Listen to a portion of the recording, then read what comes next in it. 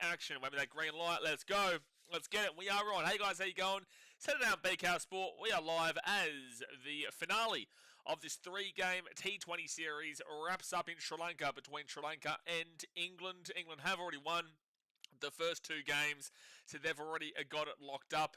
It was actually going to be very interesting if they were going to be able to chase down Sri Lanka in the last one, but the rain came in and saved England in a lot of ways. Hey, English, I'm watching you, son, getting the old weather machine out to make sure of victory there. But look, at the end of the day, this is a warm-up series. We not like the cheaters that we saw in the other series.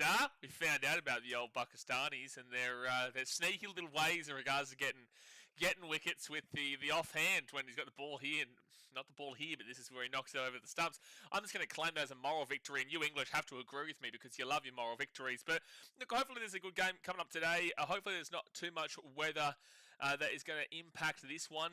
I looked at the weather just before. I'll look at it again now. There is rain around, but it's not meant to be now. It's not meant to come in until, well, effectively tomorrow, and then there's a lot of storms. Now, the T20 World Cup does start this Saturday, and a lot of games are in Sri Lanka, so I'm scared and a little bit nervous that we're going to see a lot of these T20 World Cup games get either delayed heavily or not even go ahead in Sri Lanka because the weather is just looking really, really poor at this moment for the next 7 days until next Tuesday. Next Tuesday looks like the best of it, but luckily it's not this week, the T20 World Cup, because, yeah, it's not great. On Saturday, though, is the game on Saturday, T20 World Cup. Is the game on Saturday starting off, or there will be a game, there'll be a couple of games actually. I know India versus USA, I'm sure will be in India. That one is that's in Mumbai. The Pakistan versus Netherlands game, I'm sure that'll be in Sri Lanka. SSC and West Indies versus Scotland will be in Kolkata. So I think it's just the Pakistan game that will be in Sri Lanka against the Netherlands. And Pakistan are going to be very careful because obviously they're not playing that game against India. They've decided that they are going to boycott that game, which means that they're obviously not going to get the points for that, and India will. And there's a good chance we're going to see a lot of weather-impacted games. You know, that game on Saturday could definitely be impacted. It definitely could, with looking at this weather report from about 1 o'clock onwards. No, sorry, about 11 a.m. onwards, it's looking likely to rain. So that will be some points. They might not be able to get a game in there. And then also that India game. It's going to be really interesting to see how that does play out. But that is this Saturday. Look, the English have won the toss here and elected to bat. They just want to get them underway, started to slap them early and get off to a good lead and then see if Sri Lanka can chase them down.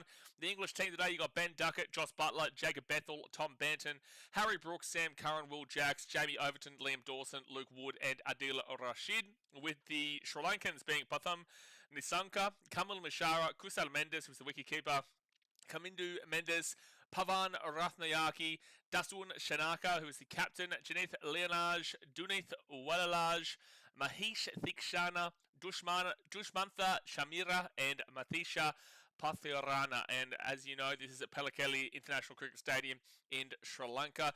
Look, if I was to make a prediction here, surely I would assume that England should be able to get over the top. If you go back and have a look at the three games so far, England won the first game by 11 runs through the DLS method, and then they won the second game by 6 wickets with 2 balls left through the DLS method. Again, it was looking like it was going to be a tough chase there of the 189 for 5 that Sri Lanka set up, and you know, without the LDLS, it might have been a bit interesting. But look, overall, the English were able to win that game, and now they've, luckily enough, gotten the opportunity to choose to bat first, and underway we go. But guys, obviously hit that thumbs up button, subscribe if you're new around here. From here on out, we've pretty much just got an absolute slap up of cricket coming. Like, we've got a lot of cricket coming on the channel. We'll be live nearly every single day from this point onwards. So tomorrow we have the start of the, well, actually there was some T20 World Cup games yesterday, but we've got some more World Cup warm-up games tomorrow. There's currently a UAE versus Nepal warm-up game for the T20 World Cup on currently, but tomorrow will be live for India versus South Africa in a T20 World Cup warm-up, and then we got on Thursday Australia versus the Netherlands I'll be live for in the warm-up match. On Friday, I don't think I'm going to do Italy, UAE, or Namibia, India A, but if there's enough people who want us to stream one of those games, then do let me know. But I don't think that's going to be the most enthralling for a World Cup match. We're going to be doing a lot of games between minnow teams throughout this World Cup, so I feel like we just wait for the World Cup for those ones. But if there's enough support for it, maybe I'll consider it. But then we will be live on Saturday for India versus USA. Can't do the first two games of Pakistan, Netherlands, and West Indies, Scotland, because I'll be live for two rugby league games in the NRL in the pre-season. But then on Sunday, we'll be live for all three: New Zealand, Afghanistan, England, Nepal, and Sri Lanka versus Ireland. Monday, all three: Scotland, Italy, Zimbabwe, Oman, South Africa, Canada, and the like. So that's the trajectory. We will be live for every single game that we possibly can do. But like I said, thumbs up, subscribe. Let's see how today goes. Night Eyes says, hey, get around your Night Eyes. Shauno says, good evening, mate. I'm getting a calf muscle tattoo now and two small neck tats after. That's the most Thailand thing I ever did here, Thailand. That is the most Thailand thing that ever did Thailand from an expat. That is, you reminded me of Hangover 2 right as we speak.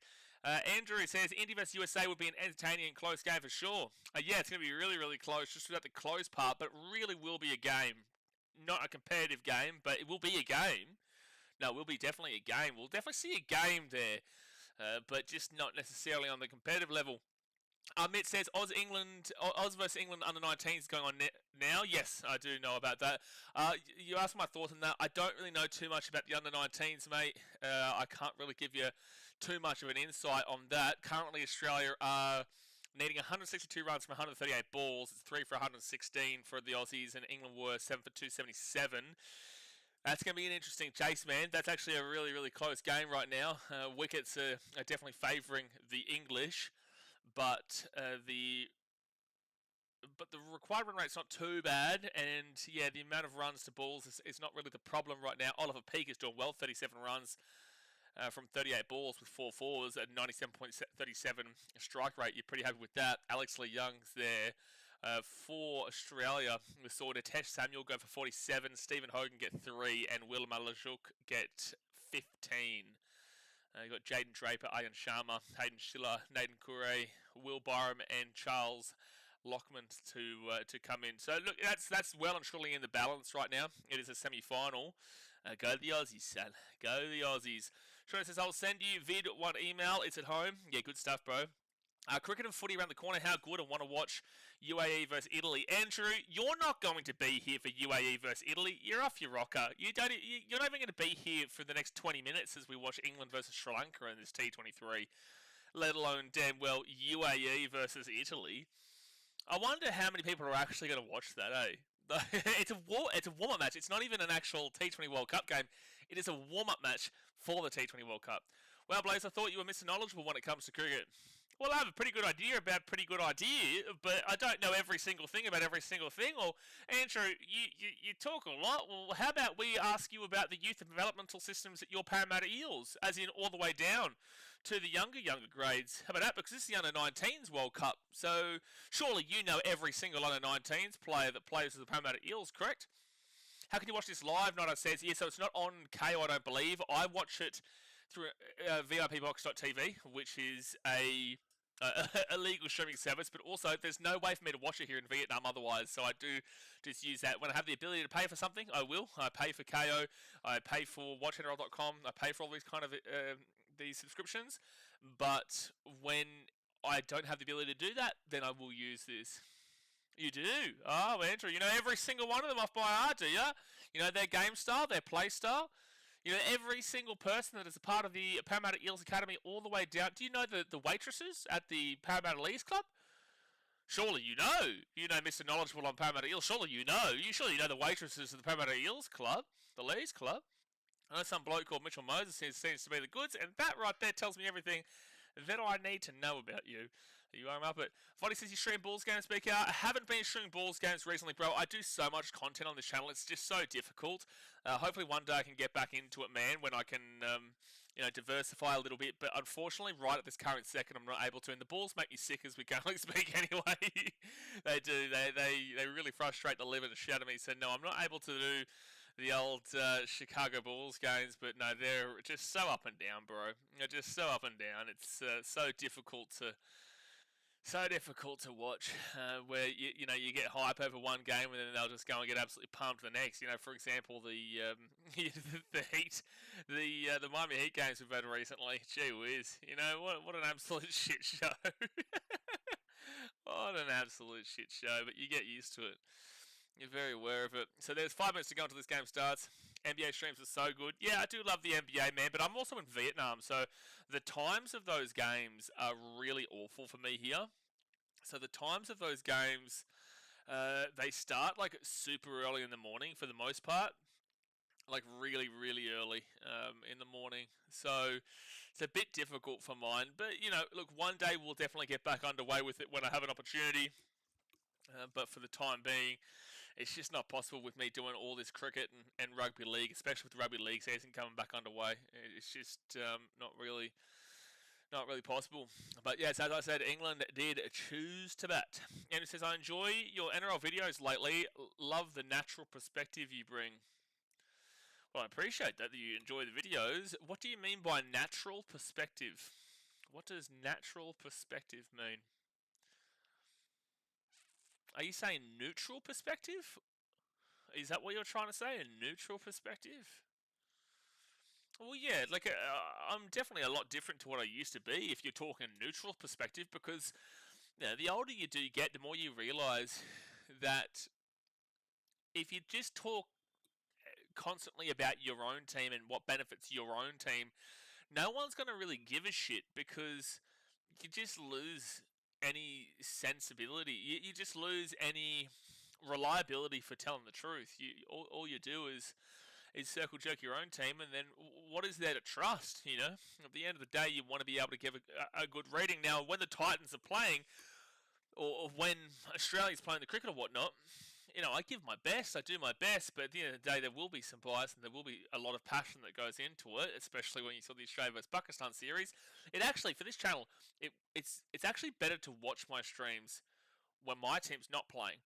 If my team's winning and my team's successful, those are the streams you want to be in. If my team is losing and not successful, those are the streams you probably don't want to be a part of. And it says, it's refreshing hearing outsiders' opinions. So you're obviously referring to something specific. Are you talking about maybe the video about Isaiah Yongi? It says, when Oz plays England, I think Oz badly wants to beat them. In the Ashes, yeah, but we always do beat them. If you're talking about under-19s, literally nobody knows about it. You've got to remember, and I tell this to people all the time, but a lot of people still refuse to kind of acknowledge it. Australians don't care about cricket. Like, they just don't. Like, I enjoy cricket. I really do. We're still waiting for the game to start here. I really enjoy it. But a good 99.9% of our country doesn't care about cricket unless it's against England in the Ashes. They won't watch Australia vs England in T20. They won't watch Australia vs England in ODI. But they will watch Australia vs England when it comes to the Ashes.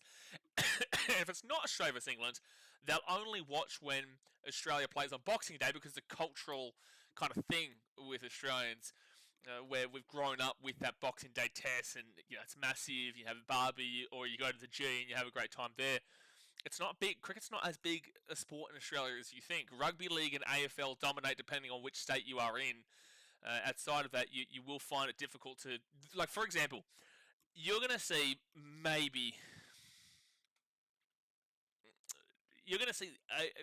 the most minuscule percentage of people who actually even know that Pakistan versus Australia series just happened. No one will even know about it.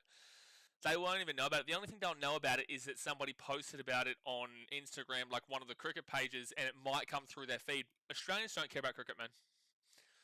Chris says it's baseball time. Yeah, I know we all love such an extravaganza. Hi, Chris. Listen, in regards to baseball is shit.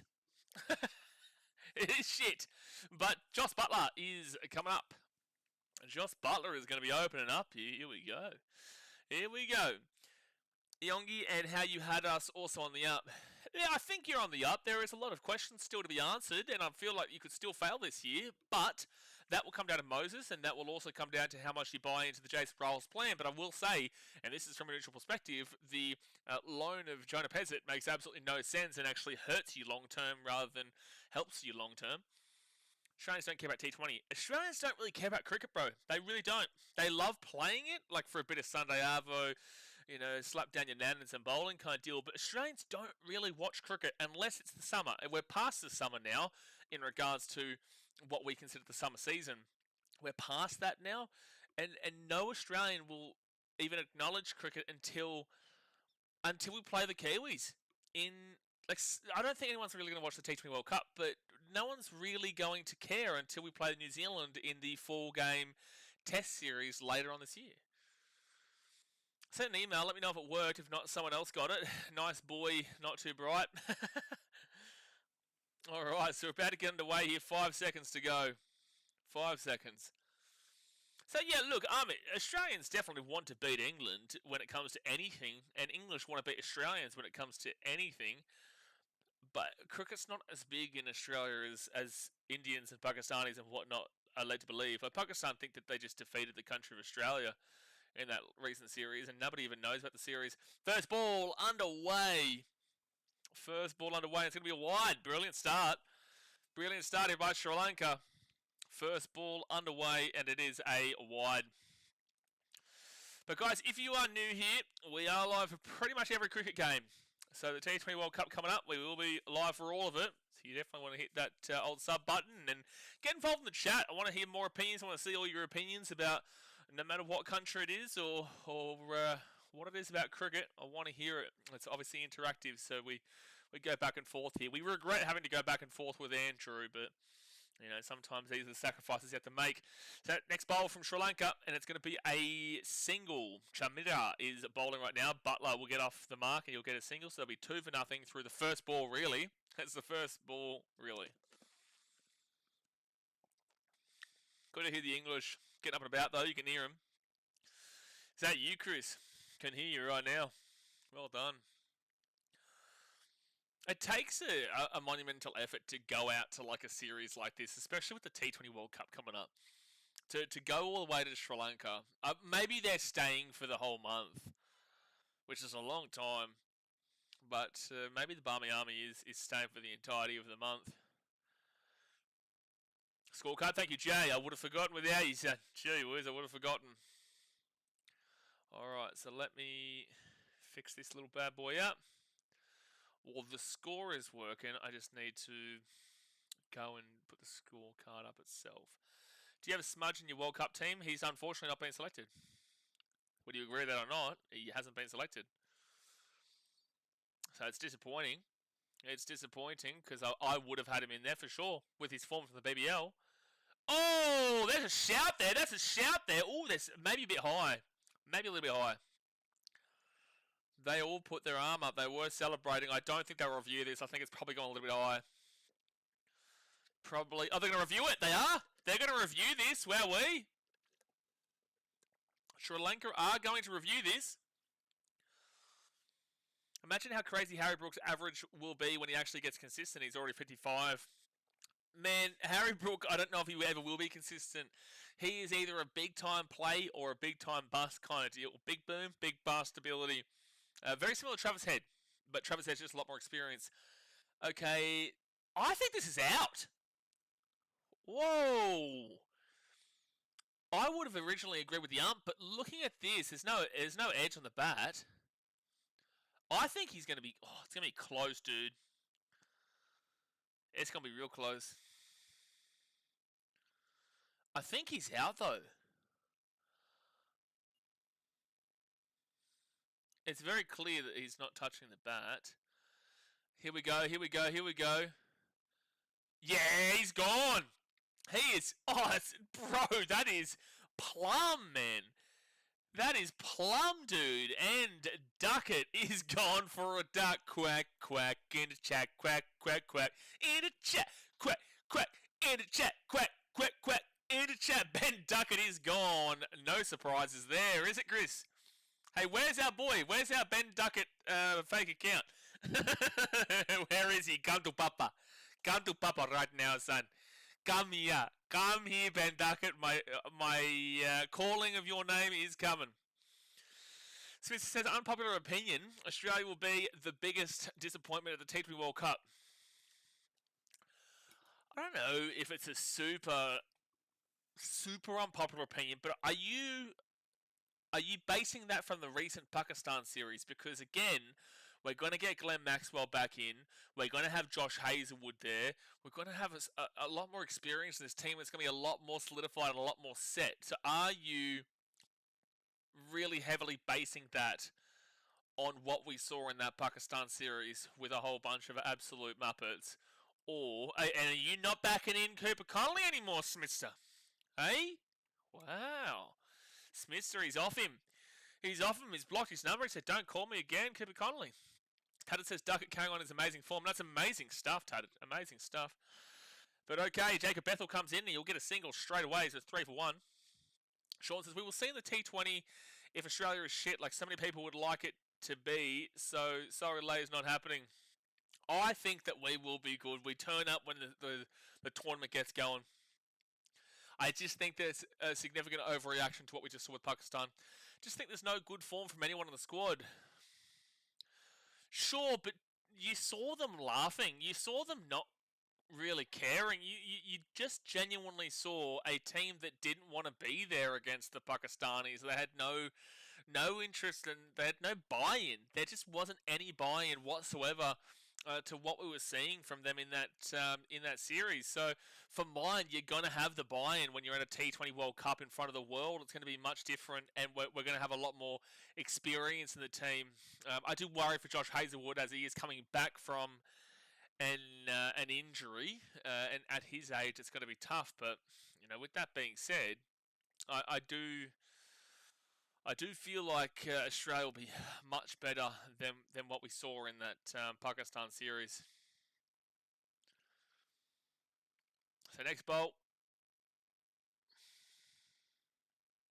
This is going super slow right now. It's like, it's not my internet, it's the actual just streaming service itself. It's going super slow. I don't know what, because I can't watch it on KO, so I have to rely upon this right now. I'm not defending our performances, but Australia are proven to show up when it matters. Exactly. They are proven to show up when it matters. The same thing happened as we had a couple of Indians saying the other week, or the other day. The same thing happened when Australia was warming up for the... was it the ODI World Cup, or was it the T20 World Cup back in like 21 or something? And we looked really, really awful. We looked awful, but then we just found a way to really put in. So it's 1 for 5 right now. We've got 5 runs here, the English. I don't know what's happening with this streaming service right now, though. Typical Duckett performance there. Fantastic Duckett performance. He's just trying to live by his name, mate. He's just trying to keep up to date with his name. ODI. Yeah, okay, fair. Yeah, I know the ODI in 2023. I just couldn't remember if they were referring to the ODI or if they were referring to the T20 World Cup before that. Yeah, 2021 T20 World Cup, and we lost to Bangladesh 4-1 in horrible Bengali conditions. And funny enough, they were hyped up from that and lost all their games in the World Cup stage.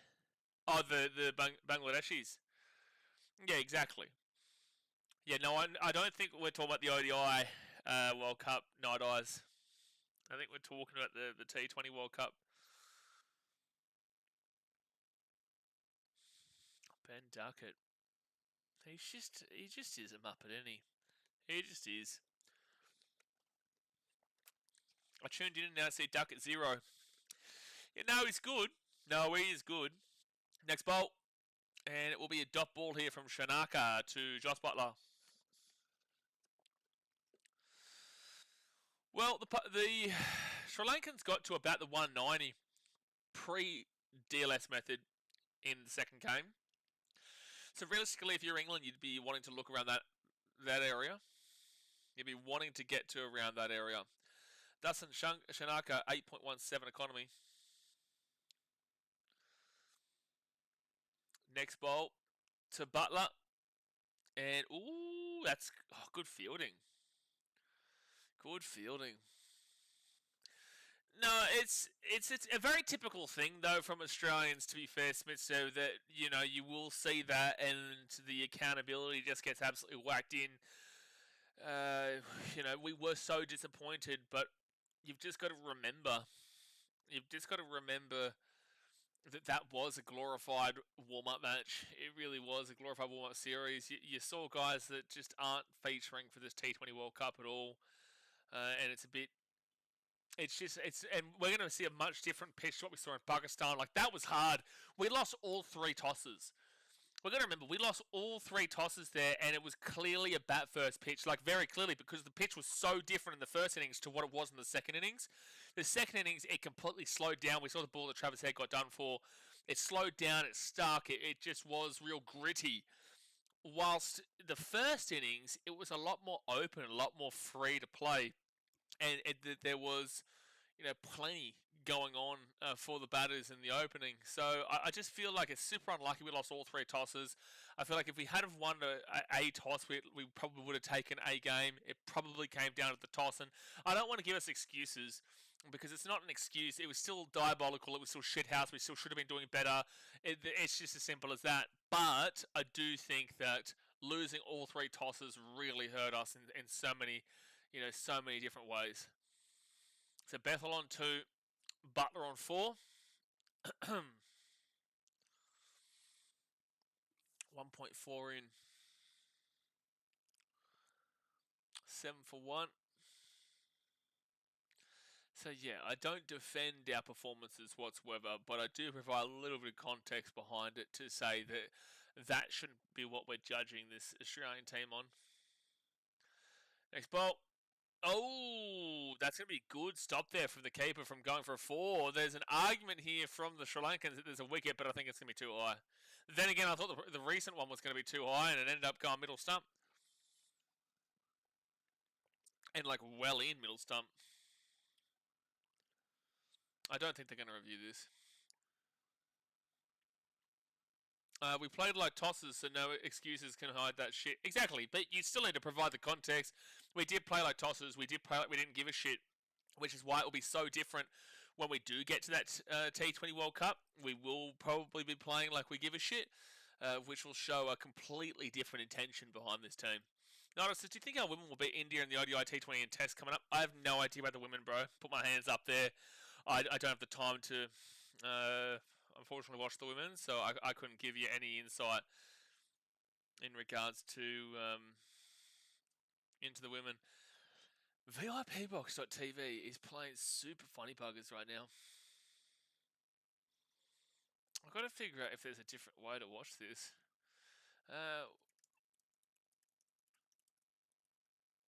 So 7 for 1 after 2 overs though. I've got to be. Is it touch crick maybe? Touch crick.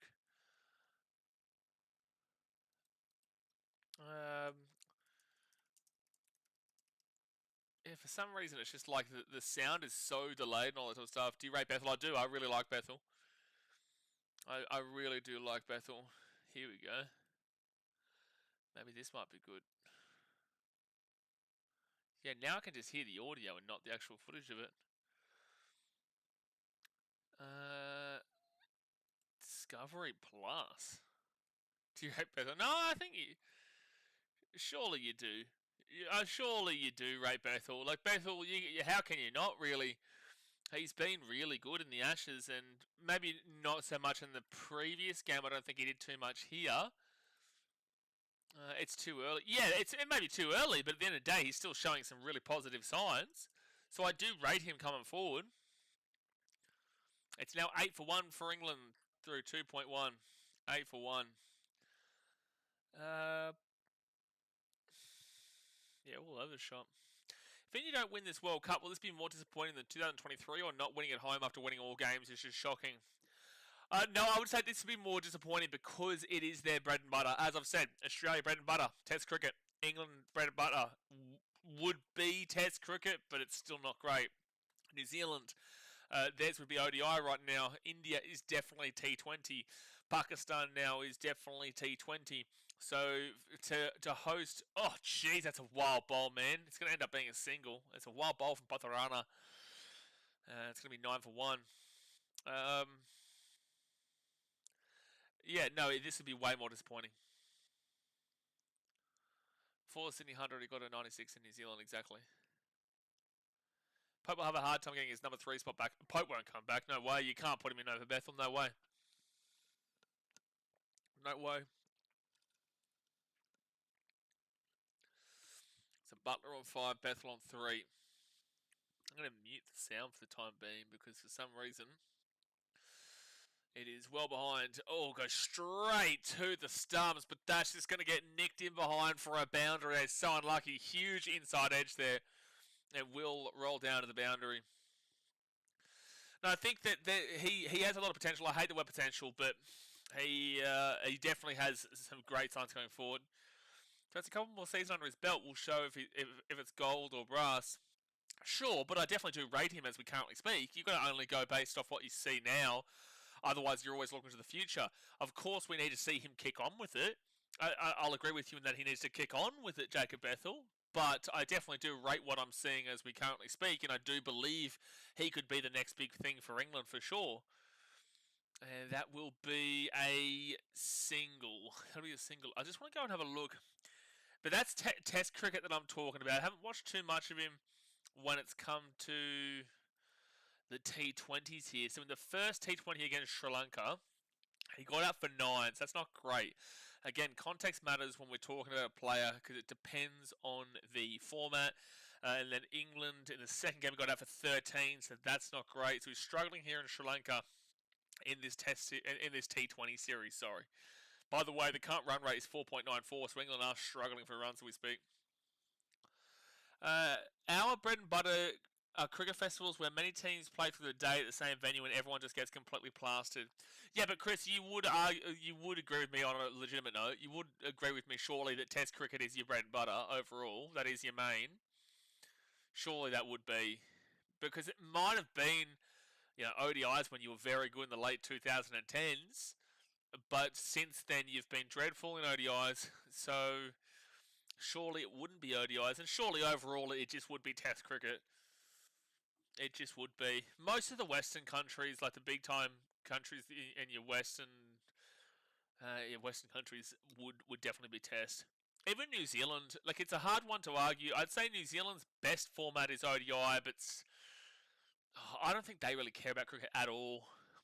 Maybe it would just be ODI in New Zealand, actually. Oh, I think he's gone. Has he nicked that? Yes, he's got him. He's got him. Jacob Bethel is gone on 3. Jacob Bethel is gone on 3, and it's 14 for 2, and England are looking very, very worrying right now. Very, very worrying right now. Oh, he's edged him, and Pathurana will get the wicket. And Sri Lanka have got him at 14 for 2.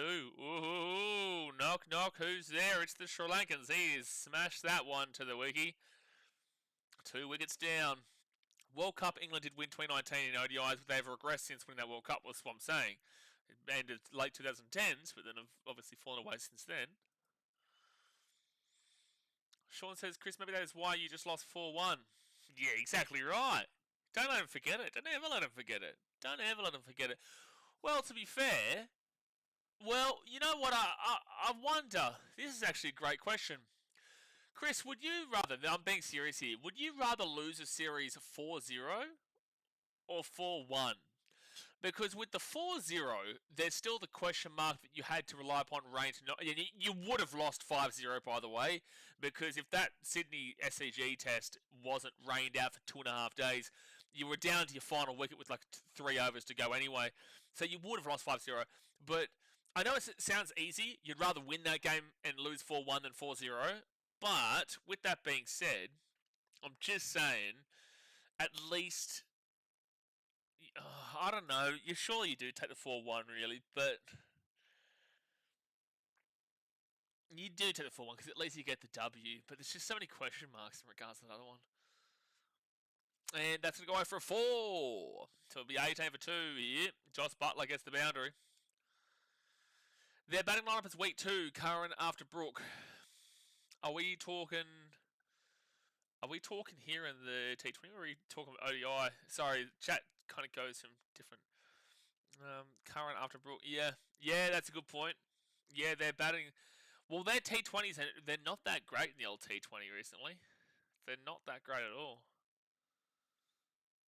I have not been a big time T20 team. New Zealand are just a team that push above their weight in general in any format. Mad props them with less money and population still make it, every ICC semis. They're a good team, they just don't know how to win it. It was a one-off bad series.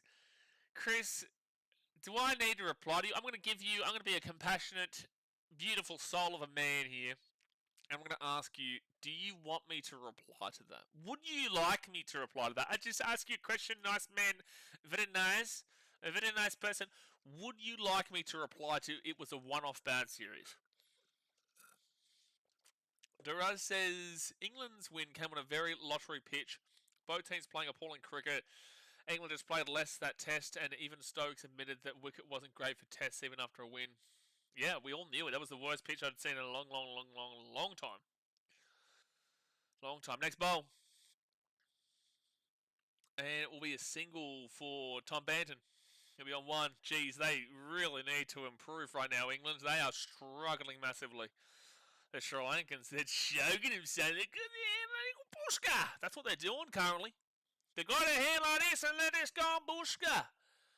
Hey, England are number 8 in the world in ODIs currently. Yes, they will take some confidence from beating. No, they're not 8th. No way. No, I think they're like 7th or 6th now, aren't they? Which is not too far different. But they did just come after winning that Sri Lanka series, and I think they were 7th at the time. Yeah, they're 8th. Sorry, they are 8th. So you are actually right. That's so bad. They're still below Afghanistan. That is wild. England, you are below Afghanistan in the ODIs. Are you serious? Are you serious? I haven't been watching the last few T20s, but seeing a DLS result last game, do you think Sri Lanka have played well and unlucky by rain, or England being comprehensive? I think they got unlucky by rain in the second game because I think Sri Lanka got like a 193, I think it was. That's a dot ball. I think they got 193, and England were actually looking at a mountain of a task to get the win there. And then the rain completely changed the game and brought the DLS method in, and they were able to get the job done with 2 balls remaining. But without that rain, I feel like it would have been a very, very tough task for the English to win that game. A very, very tough task for them to get the job done. But the first game, I do think they won pretty well. They won by 11 runs with the DLS method. I would enjoy the response. I want to see. I'm going to be a nice man to Chris here. Very compassionate man. There is a boundary. There's a boundary for Butler. Snake tattoo finish and neck tomorrow. 2 small hearts, both my daughters. I love it. So 25-2. Afghanistan even beat England in the 2023 ODI World Cup. That's wild, dude. That is wild. Hi, sir. How are you? Going all right, son? Just waiting for this T20 World Cup. Waiting for the NRL pre-season. Got a lot coming up. Got a lot coming on up, sir. Get around it. This lady's going crazy in the crowd. So Wallalage will come in for a bowl. Joss Butler on 16 runs from 13 balls. Banton on 5 from 3. Not a good start here from the English, that's for sure. 4 overs down. Well, at least if they can get 30, so 5 runs in this over. 30, 60, 90, 120. That's only 120 runs across 4. You add about 20, 30 runs. Oh, he's gone for a big swing there, and he's missed that completely. At about 20, 30 runs to the final 5 overs, you'd be looking towards the 150. That won't be enough. India number 4 in the world in test matches, a 4 from Grace. Yeah, but it's an understandable one because they don't care about tests as much as they used to. They love their cricket, they're obsessed with their cricket, but they know that T20 is their main game, and that's why if they lose this World Cup, the pressure is on India because it's at home, it's their main format. They funnel billions into this sport with the IPL and in regards to development and all this kind of stuff. They put everything that they possibly can into T20 cricket, so they must win it. They refuse to let the Indians play in Australia in the BBL. They focus heavily internally and domestically, which they believe will grow them internationally, and that's why they must win this T20 World Cup. Otherwise, it is the biggest disappointment that I've seen in cricket history. So next bowl, Yeah, so Sana, we understand that you're a fan of Pakistan. We've said this. We understand that, but also this isn't a stream about Pakistan, right? So whilst you may be a Pakistan fan, I'm not a Pakistan fan, and 90% of the people here in this chat are not Pakistan fans. So that's why when you do talk about Pakistan every single comment, we do reply to you and say, well, Pakistan's not playing right now. So at the end of the day, we don't really care about them. But if you have a question here and there, if you have a comment here and there, we're completely fine talking about them briefly and from time to time, but just not on a consistent basis with every single comment being about Pakistan. Because I'm Australian, my team is Australia, but we're here talking about England, we're here talking about Sri Lanka, we're here talking about India, having talk occasionally about Pakistan and whatnot. But it's not just all about my team, because it's not just all about me, right? So that's why when you constantly bring up Pakistan, we reply to you like this, and we tell you. Do you know how many games the IPL teams play in a season? Not really sure, man. I don't watch. I don't watch as much of the IPL. But it's not many. It's not a huge amount. The season only goes from like March till end of May. I'm an England fan because they're tremendous. You're an England fan because you're an idiot, Chris. Sean says, "Son up, mate. Don't stuff it down the neck." Exactly. Exactly right. Exactly right. Still 2 for 28 right now. Oh my gosh, this stream's going to be the death of me. Oh my gosh, there's another wicket. There is another wicket here. The Sri Lankans are on fire. Is 28 for 3 through 5 overs, and the English are in trouble, dude. The English are in trouble. This is really, really scary stuff here for the English as we currently speak. They're 3 wickets down already. He's just bowled him, son. He's just bowled him. He's got him gone. Yeah, Chris did jinx it. Yeah, tremendously bad, Chris. No, they are. They're tremendously bad. Maybe we might get out of this stream within the next 20 minutes. Tom Banton bowled by Wallalarge just for 7 runs, and it's 28 for 3. They are in trouble, son. Trouble, son. Harry Brooks century time, right? Is that right? Well, he's either going to get a century or he's going to get 5 runs. So you're backing in a century, I'll back in 5 runs. No, if he's going to have a big one, he will have a big one, but he can easily go the opposite. And right now, this English team is finding it very, very difficult conditions. And this is a real hard luck what-if series for Sri Lanka, because I do believe they could have won that second game. I do, but they did lose it with the DLS method. And the old Brendan McCullum not looking too happy right now. Hello, not looking too happy. How's your baseball working, Chris? How's your baseball going? Your baseball going alright? Your baseball flying? You excited for the old baseball? It's basballing right now. This is primetime baseball. My gosh, this is primetime baseball. Never seen more baseball in my life. We're clearly wanting to have a look at the middle batting order fighting skills. Yeah, well, I'm surprised I probably would have put him a little bit earlier then, surely. You just want to see their batting skills, or this is just a glorified warm-up series. You've won 2 games, you already won the series. Why don't you just put Harry Brook in first? Why don't you just put these guys at the start of the order so you could have saved your wickets? Why don't you do that? Oh, okay. Okay, so you... No, okay, so fair enough. You'd rather go down 28 for 3 and look very silly buggers. Silly buggers. Just like my streaming service right now. I hope this isn't the case. I'm definitely going to have to get Amazon Prime. Actually, can someone tell me, is this on Amazon right now, this game? Amazon Cricket. Oh no, Prime Video. Yeah, watch cricket on Prime Video. Is this game currently on Prime Video for anyone?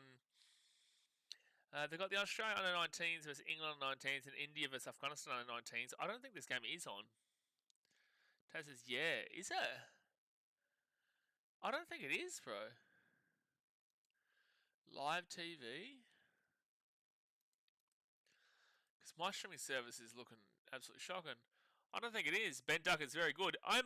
Look, Ben Duckett might be the greatest of all that is greatest. Ben Duckett might be the GOAT of cricket.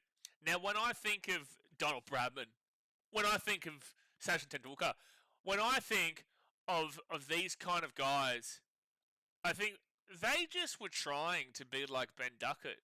They might have just wanted to be like the GOAT that is Ben Duckett. I feel like that's the case. I feel like that has to be the case. 3 for 34. So Harry Brooks on 4 runs.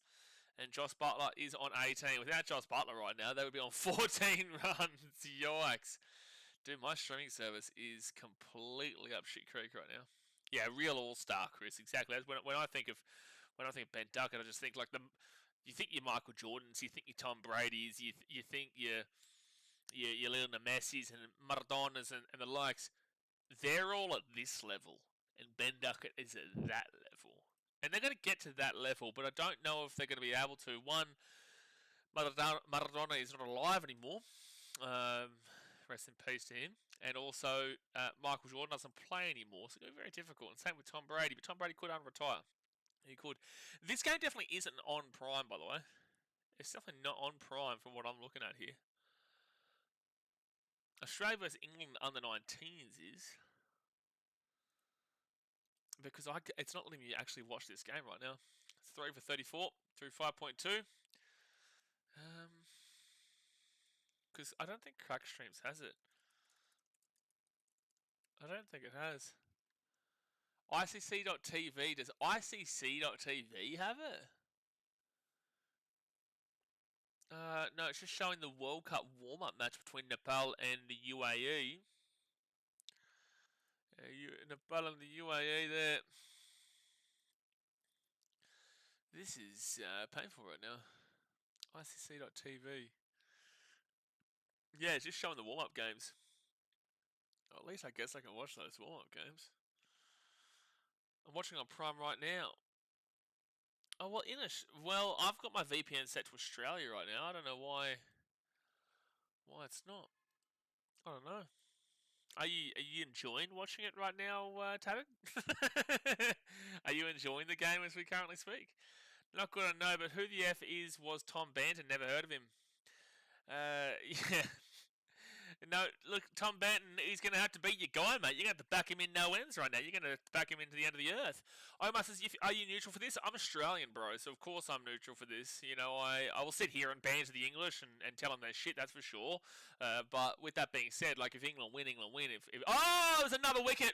Oh, no. Well, you know, Banter's not going to be doing jack for you because he has been bowled by Dunit Walalaj. 7 runs of him, and Josh Butler is the only man still in right now. England are struggling massively. Sam Curran will come in. The English, the London Bridge is falling down, falling down, falling down. The London Bridge is falling down. Bye, bye, Buckingham Palace. Yikes. This is scary, scary times right now, son. This is Smith, and I miss him in this World Cup. Yeah, so many damn well problems. I don't actually know how to watch it unless this works. I definitely need to sort out Prime though for the T20 World Cup because I can't have this during the World Cup games. 4 for 35 as we speak. Another big total coming up here by the boys. Yeah, Sri Lankans, their men's team probably do get a decent enough total here. Why can't you watch it here?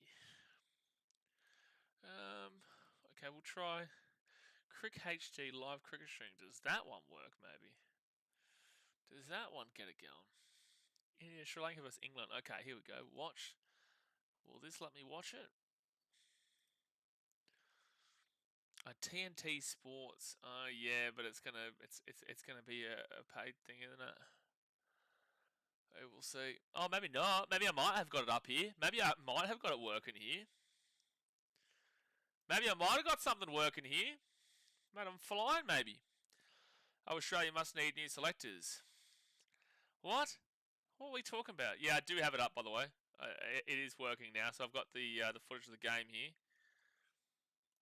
I do have the game, which is good. So it is 35 for 4. I'm just trying to get through a million ads right now so I can put the audio on. Oh my gosh, this is awful. Okay, now we're back on. Okay, good. What are you talking about, Emma? Must need new selectors. What, you're basing Australia off of an Australia B team? Team selectors. I know you're talking about team selectors, but surely you're not basing your entire opinion on the Australian T20 team off of the team they put forward in the T20 World Cup. There's surely no way. There's surely no way. Oh, nearly bowled him there.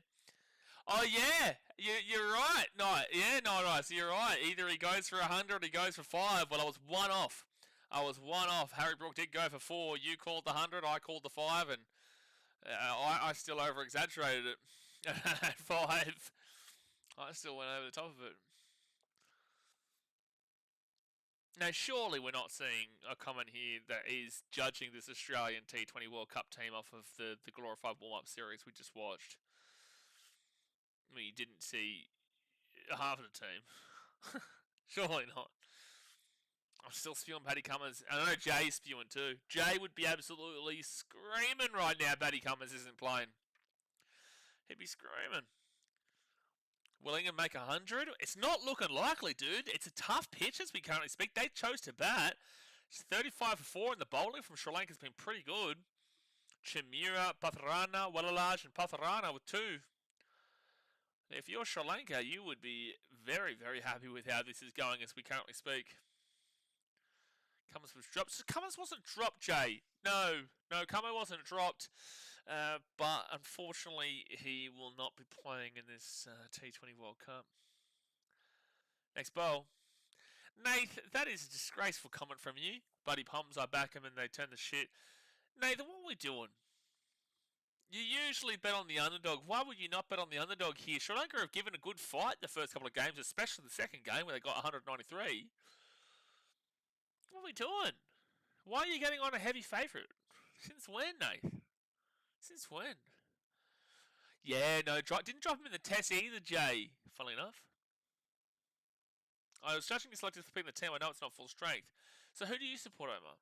Because, sure, that series, and this is the context, that series was a disgrace from Australia's perspective.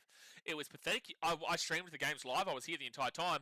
I was so angry. I was so disappointed. I was so dejected because the first game, we bowled Pakistan out for 168. Not good. Pakistan were not good batting. And then we come in and we get like 130, 140. Xavier Bartlett ends up having our second highest run total at like 34 as a bowler. But we didn't have Mitch Marsh. We didn't have a couple of players. And then you go to the second game and it just was piss poor the entirety of the game and the rest of the series. The third game was the most piss poor of the entire series. The context is, it's more just about the fact that's our depth that we're really frustrated and angry with because guys like Connolly, who got 1 run throughout the 3 games, Connolly's a good player, not good in that Pakistan series. He got 1 run through the 3 games. You know, we saw so many runs given up. Overall, the anger comes to the depth and the future. It doesn't come to the now. I don't use that series to judge how Australia is going to play in a T20 World Cup. We are very well aware they are a very good team. They are second ranked in the ICC for a reason.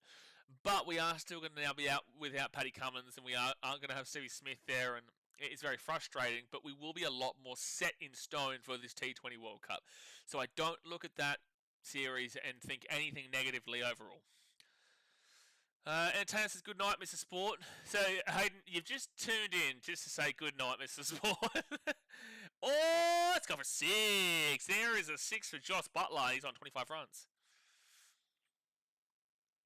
There goes for a 6 there. And Jesse Butler goes whack-a-mondos. Whack-a-mondos. By the way, Hayden, you should watch my rugby league videos because I've been circle jerking your Parramatta Eels a bit lately. I've been. Zai Yongi and then also Parramatta Eels.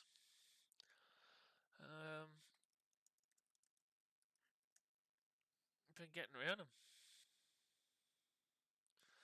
Had him in a multi, but I cashed out before the Poms game and put him in another multi. Sounds like excuses to me here, Nath. How dare you? Sean says, Sonny, he's not retired from Australian cricket, so it might not be true. But so the news comes that Stephen Smith joining PSL. Do you know about that news? I have no idea. I have absolutely no idea. If that happens, it's super strange that the IPL didn't pick him up. We're actually doing it this year. Well, I don't think you're doing Jack, but I think you're doing a little bit more than Jack, if you know what I mean. You're probably a top 8 team for mine. I probably will predict you in the top 8, but that's all based on Mitchell Moses. If Moses gets injured, you're screwed. You're bottom 4. You're bottom 4 if Mitchell Moses gets injured. But, oh, jeez, I thought that was the noise of a stump, but he does hit the bat there, dot ball. But other than that, I could see you coming 6-7. I've never seen we'll win a comp. This is it. I trust the team for the first. No, there's no way you're saying this team's going to win the comp. Come on. There's no way. Come on, man. Like, I'm giving you some positives. Don't don't bite the hand that feeds you. Don't push it too far. Don't push it too far. Parramatta Eels are not a competition winning team roster right now. No way. Nowhere even close. But they are a very good team compared to what we've seen recently, and I think they will improve drastically. But come on. There's no way this Eels team has a better roster than quite a few of the other teams that are around. And also, it's so heavily reliant upon one player in the halfback department. Whilst the Broncos, they lose their halfback and they were still able to be super competitive and whatnot. Eels don't have any depth there. You've also got a lone player in the 5'8". Again, take it for what it is. I'm going to give you the positive. I'm going to say the Eels are going to be a much better team, but let's not go too far past it and say they're going to win the comp. And Nate says, I'm back in Parramatta round 1. I reckon they pip the Storm. I don't think they do. Storm haven't lost to round 1 since, what, 2000? Since, I think, 2000. Eels are a side that will improve with Moses fit, no doubt, but Tidal... Oh! The London Bridge is falling down. Oh! The London Bridge is falling down. Oh! Ooh! That's a bowl! He smacked him on the stumps, and they may struggle to get to 100 here, lads.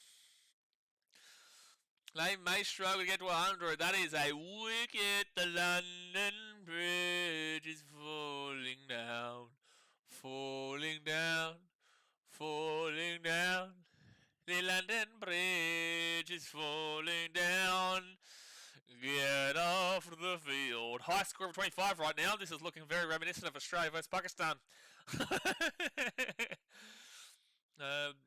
But Tyler's way behind. You have to build around Moses. Yeah. Alright, Mr. Sport, I'm getting 5 hours sleep begging now. Eels win the comp. You're an idiot. Always sleep at teams that made top 4 this year. It's us. Watch. Oh my god. Oh my god. Oh my god. Who is the sleeper team that made the top 4 last year? Who is the sleeper team? Who was the sleeper team that made the top 4 last year? Where's the squatty cream crew? He's right here, Chris. Chris, he's right here. No, don't worry. He's always here, the old Chris Andrew. He's squirty creaming it up everywhere. Can't believe you give them an inch and they take a mile at Parramatta. You give them an inch and they take a mile. Funny thing is, I haven't made content because people will call me biased. Correct, but I have genuine reasons and I'm ready to make it. You have to back in what you have to say, but also I will tell you that your opinion is quite biased right now because I'm looking at this from a neutral perspective and I'm saying that you are... This is the thing. We give you an inch and you take a mile. This is the reason why a lot of people actually don't like Parramatta because we give you this inch. We say, look, the Eels do look like they're going to be a better team. Not going to win a comp by any stretch of the imagination, but they are looking like a better team. You're hearing this from a person who is not an Eels fan. I am a Titans fan. My team sucks. I'm looking at this from an outsider's perspective, and from an outsider's perspective, you are looking to improve, but you are solely reliant on one player in regards to Mitchell Moses. Without him, you are, without a better word, fucked, because your halfback position, it does not have any depth in it whatsoever. You've got a lone player in your 5'8". You've got a young fullback that still needs to grow into the player that we know he can be. Your forwards still need to do a mountain of work and need to work on Jason Riles. There are still so many questions, and your defense isn't that fantastic. To win a comp, it's just not happening. But to be improved and to be in 6, 7, maybe 5, I wouldn't say no to that.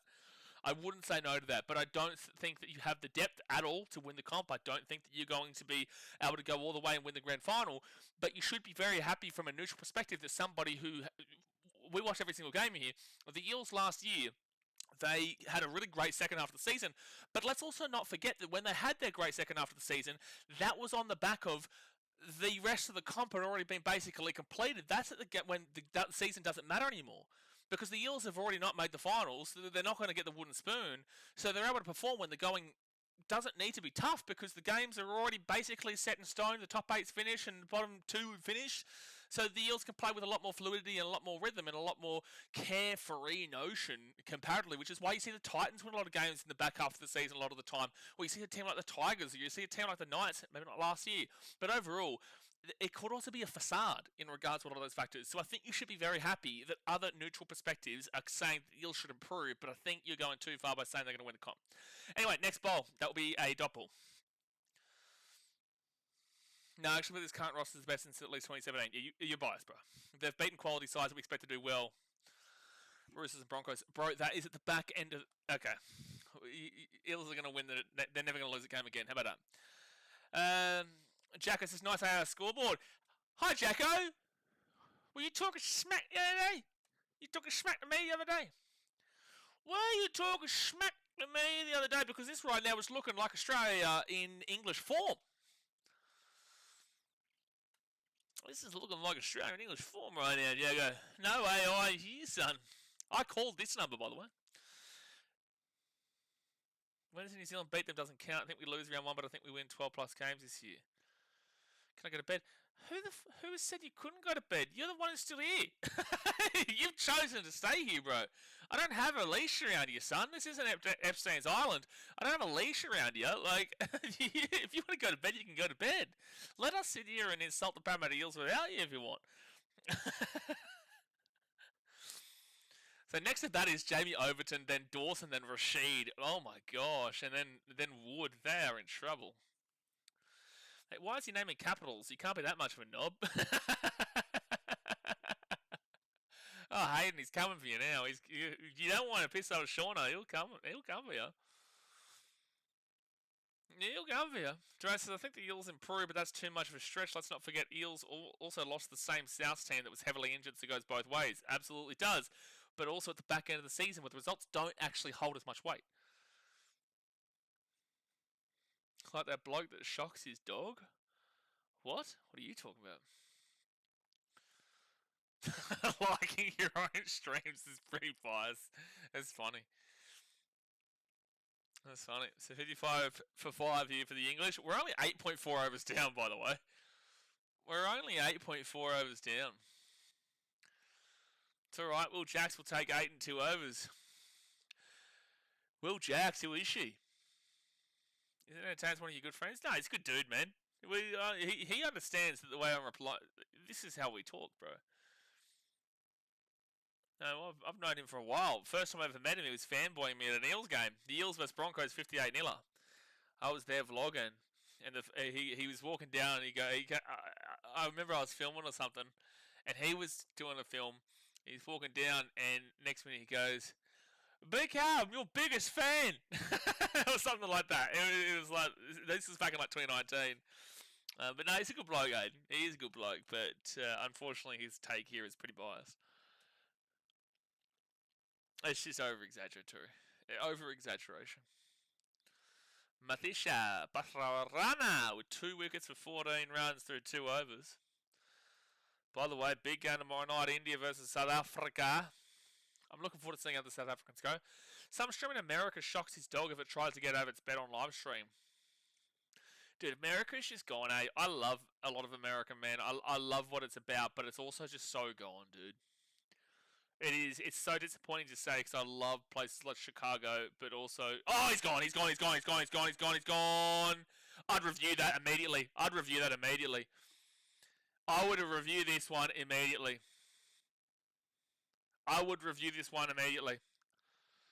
And I think they have.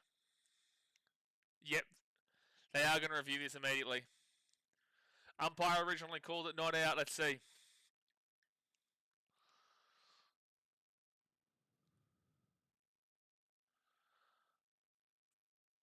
Dikshana, maybe with the wicket here.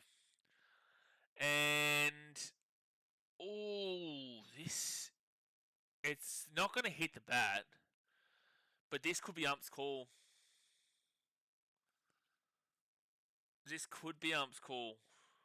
I don't think that hits bat.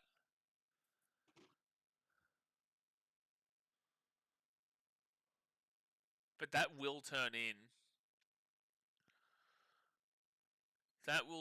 This could be ump's call. Or it could show significant turn in. We need to see Ultra Edge though. But bat hits the ground. It's going to be very difficult to see if this actually touches bat or not, because bat hits the ground as the ball's going past it. This might be super hard to overturn, actually. Might be really hard to overturn. A lot of people have England going through the Super 8s and T20 World Cup, but I don't know if they're a strong contender with such a fragile batting lineup. Yeah, they don't have they don't have the depth in it. They don't have a long-standing depth. They're very similar to the Adelaide Strikers in a lot of ways, where they have some really strong batters, but here we go. Yeah, but the bat is hitting the ground. The bat's hitting the ground. I don't think you're going to be able to turn this. I think he's out, but I think the bat hits the ground.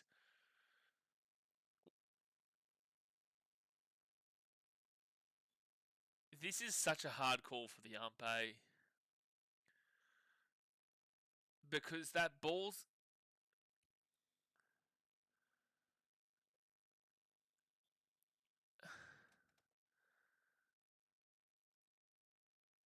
Oh, they're going to say... They're going to say it's not out here. It was super difficult to overturn.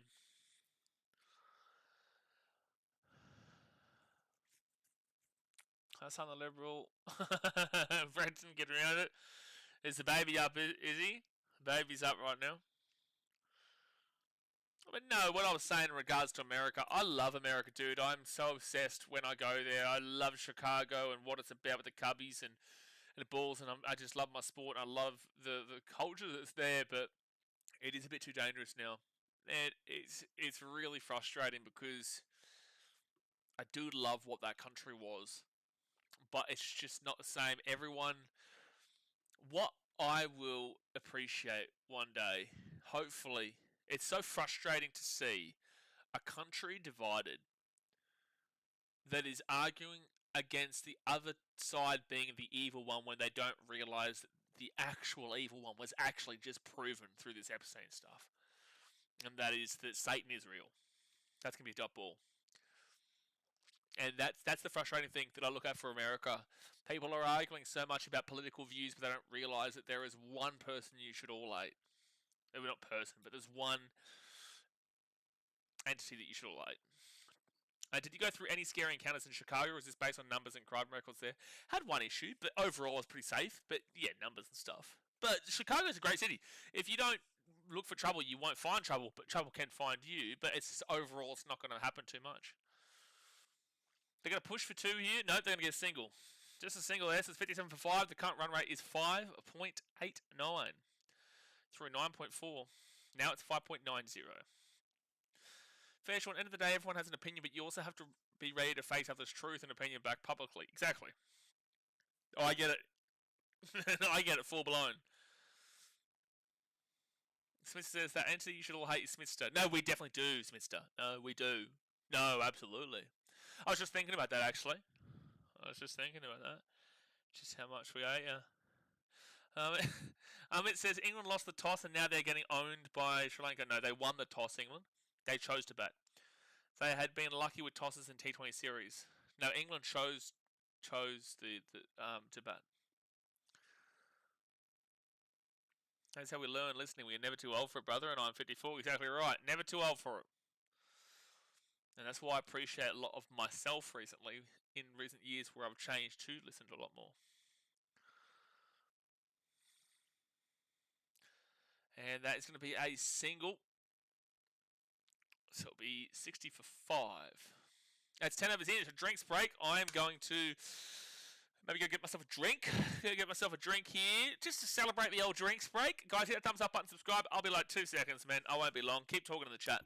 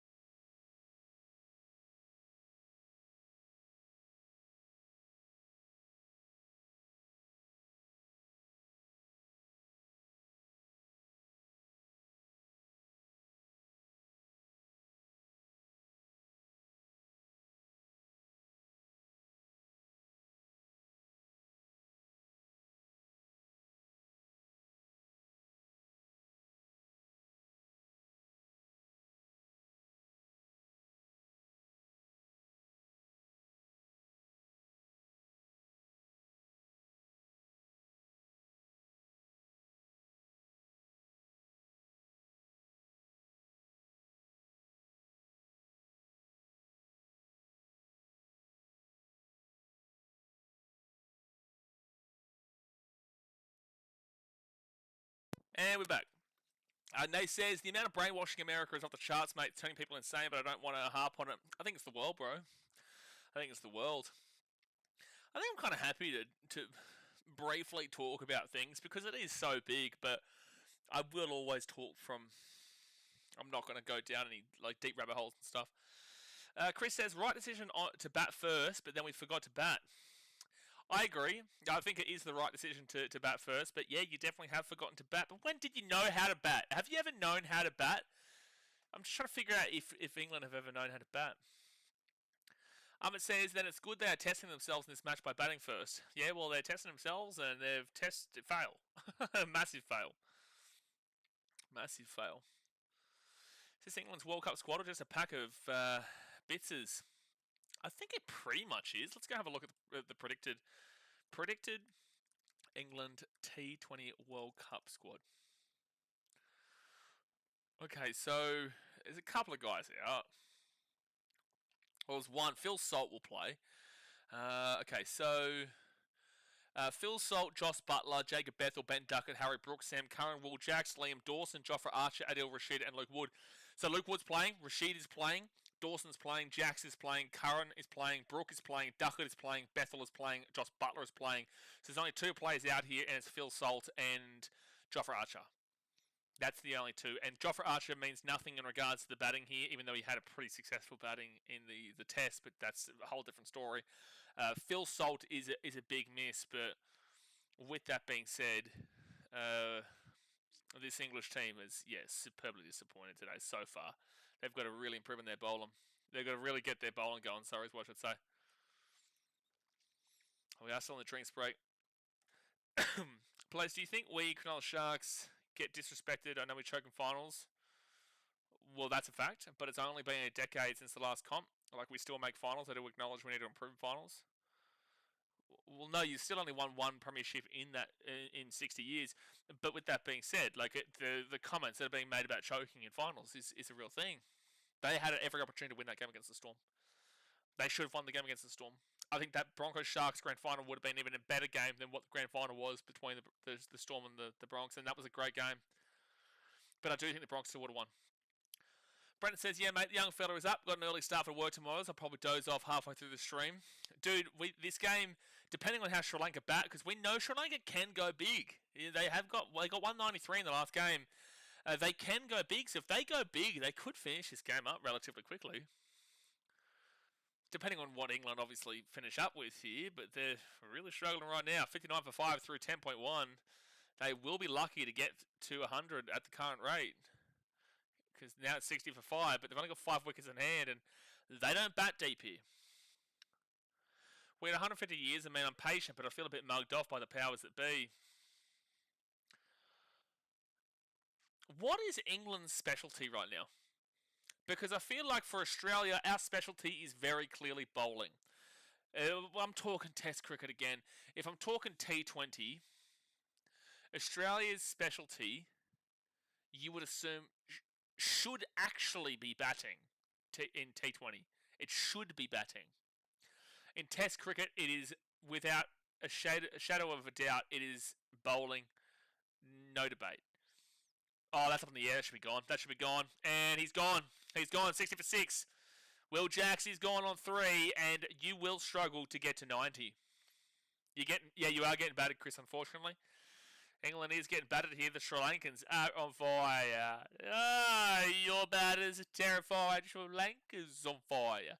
Your batters are terrified. Sri Lanka's on fire. No. Where's the Barmy Army song? Where is it? Sing it to us, son. I can sing you plenty of songs. Why am I the one expected to do all the singing here, English? Aren't you meant to be the singers? I definitely acknowledge we have a lot to work on. We have blown chances like we lost to Cowboys in 2022, choking at home, lost to Roosters. That was the worst one. Home in 2023, who lost Teddy and Wong. 2023 was the worst one of the lot. England's specialty is Piers Morgan tweeting about their cricket team. That is a specialty. That is very special stuff. That's really special stuff, actually. It's actually superb. He is the best jinx that ever did jinx. Might be a better jinx than the jinx itself. That's how much of a jinx he is. And everyone talks shit about Australia losing to Pakistan. Well, look, Sean, it's because we are the scalp. When it comes to cricket in general, we are the scalp. People never look at context. They will never look at context with Australia. Anything that could be slapped against us, the whole world will come across us and go at us for. But if it happens to another country, they won't make as much noise about it because it's not the scalp. We have always been the scalp. We will always be the scalp. India is not the scalp. India believes they're the scalp, but they're not. So Australia has such a big reputation in cricket that no matter what, we are the team everybody wants to beat. No, he's talking about Siwa Wong. No, Siwa Wong, not Penny Wong. Siwa Wong with the Roosters back rower. It's going to be a single here for Dawson. It is 61 for 6. Yikes. Yeah, we still have to take acknowledgement, but yeah, people hate on us losing because we win everything. So that's why we are hated, because they know come the big moments, Australia will prevail. Absolutely. It's like, to put it into perspective for, say, a rugby league fan, it's like the Penrith Panthers losing, or the Melbourne Storm losing, or the Sydney Roosters losing. Panthers currently successful. Roosters and Melbourne long-term successful. So if they slip up at any stage, they will get hounded. If they cheat, they will get hounded more than, say, a Titans or a Knights or a Tigers kind of deal. People will pass off on that cheating. They'll criticise it, but they'll pass off on it comparatively to what you'll see from the Storm and the Roosters and the Panthers kind of deal. That's going to be a 4, which is why you saw 65 for 6, which is why you saw when the Panthers had that trainer incident, everyone locked in on them. But if it was the Tigers versus the Bulldogs and the Tigers trainer did it to the Bulldogs, it would have had a stir, but it wouldn't have been as significant as a stir. Maybe because of the Bulldogs. No, people get so pissed off by Bulldogs fans that they probably would have gone against the Bulldogs and said, "No, good on them." They probably would have backed in the Tigers trainer, to be fair. No, they would for sure, actually, because Bulldogs fans just really gripe on the rest of the NRL. Next bowl here from Chamira, and that will be a, oh my gosh, could get run out. He's safe. Wow, dot ball. Well, they need to get better. Australia was shit in the 80s. Now it's different. That's why I always say, Shauna, people go, I'm so sick of watching this team win all the time. Okay, well, actually, this is a prime example. Australia versus England. I think it could have been an Indian or maybe a Pakistani on the Instagram comment section saying, oh, the Australian Summer Series is so boring because they just always win. And I said, well, fucking get better. That's on you. That's not on us. You come here, it's you get better. It's not on us. We are better. So if you want it to be exciting, you get better. It's just as simple as that. Brenton, are you like 5 minutes behind the stream? Guys, can you tell me how many fingers I'm holding up just so I know how far behind you are? Maybe it's Brenton or maybe it's just in general. So current run rate is 5.91, looking at 118 currently. 7 runs would be 128, 9 runs would be 146, and 11 runs 164. They got no chance of going above 150 right now. Absolutely no chance. Yeah, sure. Yeah, you're super close. Brenton, I think you might be super behind. I think you need to click on go live. He's a Knights fan. You've got to forgive him. You've got to forgive the Knights fans. They're a little bit behind. Oh, you're not too far behind, Brenton. So when was something wrong? That was something that we were talking about like 5 minutes ago. That will go for a single.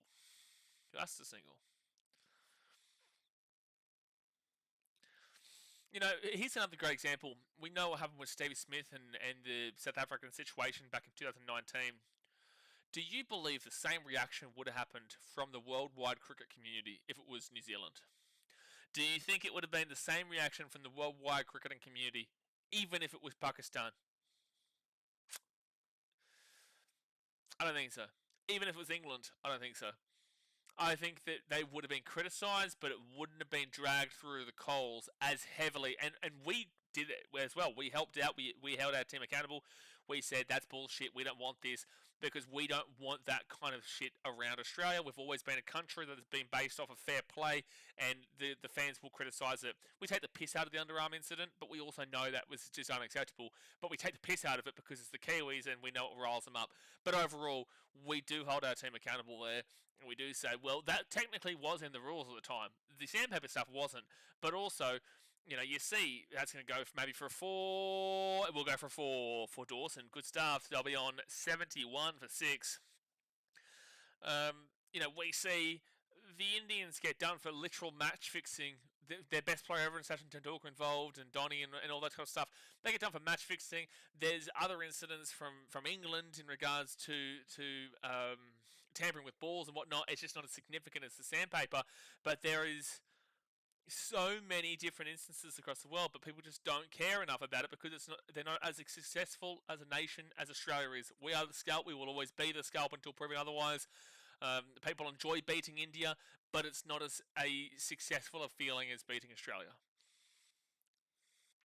Bro, the way people act with Smith and Warner about it, it's like ball tampering happened for the first time. They know it's not the first time. They just want a reason to be able to slap Australia. England came to Oz with the right mindset of we're going to bash you up. Unfortunately, we didn't come with the correct skill set. Sure, I won't disagree with that. I actually agree with that. I think that is exactly how you've got to come to Australia. But, actually, I will slightly disagree. Because England go about it the wrong way. You need to come over with the confidence that we're going to bash you up. But you can't be disrespectful about it because the English team were disrespectful about it. We had 5-0 shouts. We had Australia's not even going to get past 100 shouts. We had all of our bowlers are old and slow. We had our batters just aren't going to be able to deal with any of the English bowlers because our batters are shit. It was the most ludicrous nonsense dribble I'd nearly ever seen when it came to international sport. And that is a very typical thing that happens. I'm going to put this chat thing on mute over here on this streaming site I'm using. I've got some idiot spamming the N-word, and that is really annoying me right now. Okay, that's muted. Those random chats just have wild shit, eh? Brenton says, is there footy on this weekend? I've seen some of your vid about the trial games. Yeah, man. Yeah, the preseason starts on Saturday. We've got the Bulldogs versus the... you should know there's footy on this weekend. You are a Knights fan. The Knights are literally playing the Dragons this week. The Knights are playing on Saturday, Brenton. Cowboys versus the... No, maybe it's Cowboys Dragons and Knights Bulldogs? Yeah, Knights Bulldogs, sorry. Knights Bulldogs and Cowboys Dragons. So, yes, Chris, you came with the right mindset, kind of, but the way that a lot of the English acted about it was incorrect. Someone says England not going to do well in this tournament. Again, this is just a warm-up match, but this is a lot stronger of a team than what Australia put forward. There's only 2 players missing here, and that's Phil Salt and Jofra Archer, and Phil Salt's the only relevant one to the batting right now. Only relevant one. Mate, that 20 English fans versus 1 Aussie fan will have 40 minutes of the worst takes in cricket history regarding Ashes debates. Agree. It's going to end up being just a single here. I don't even know what date it is of late. No, I get you. Issuing the World Club Challenge. I will be live for every single rugby league game this year when it comes to NRL, World Club Challenge, Vegas, Origin, Finals, Rugby League World Cup later on this year. That's going to be massive, dude. Those Papua New Guinea games, we may have like 5,000 people here. Those Papua New Guinea World Cup games, it's at a great time. We had like 2,000 people watching live for Papua New Guinea in the last World Cup. That's going to go for a twosie. There'll be 2 runs there for Curran. In the last World Cup that was in English time slot, we had like 1,500, 2,000 people watching live. We may have like 5,000 people here for a Papua New Guinea World Cup match. God help us. God help us. 75 for 6 through 12.2. At least Sam Curran is pushing him along right now to at least try and get him to 100. Joking, mate. England doing everyone. No, England do yourself. They are doing every one of the English population. That's what they're doing.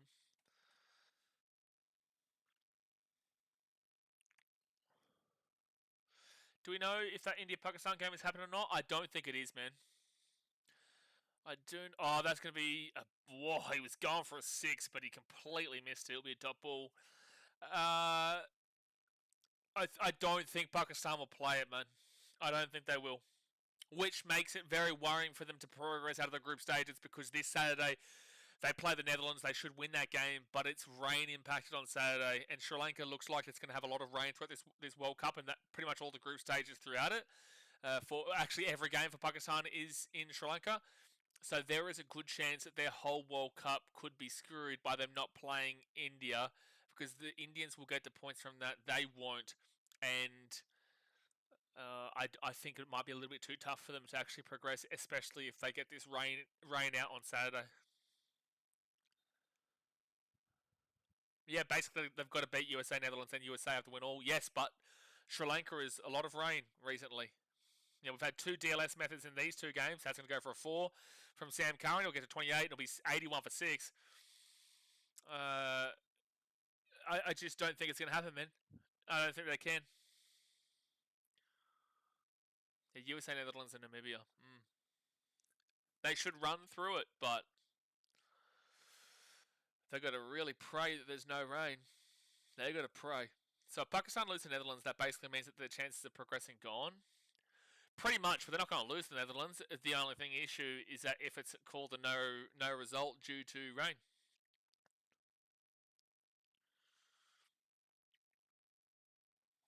Current run rate 6.23 to 81 for 6. Luckily for that Sam Curran's come in to make this a little bit less embarrassing. 13 overs down.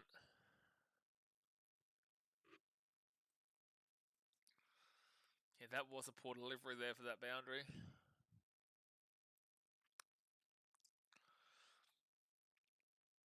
Absolutely smashed there for the 4, though.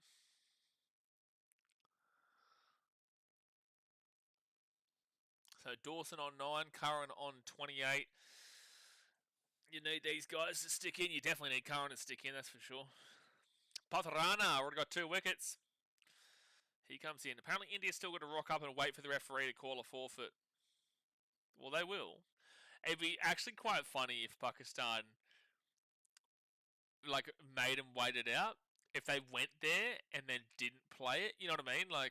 No, they won't go there, so that's the point. It'd be very funny if they keep India guessing that they're going to turn up all the way until it. I wouldn't put it past Pakistan to lose the Netherlands. I know it's Pakistan thing to do, but they won't. There's no way. There's no way.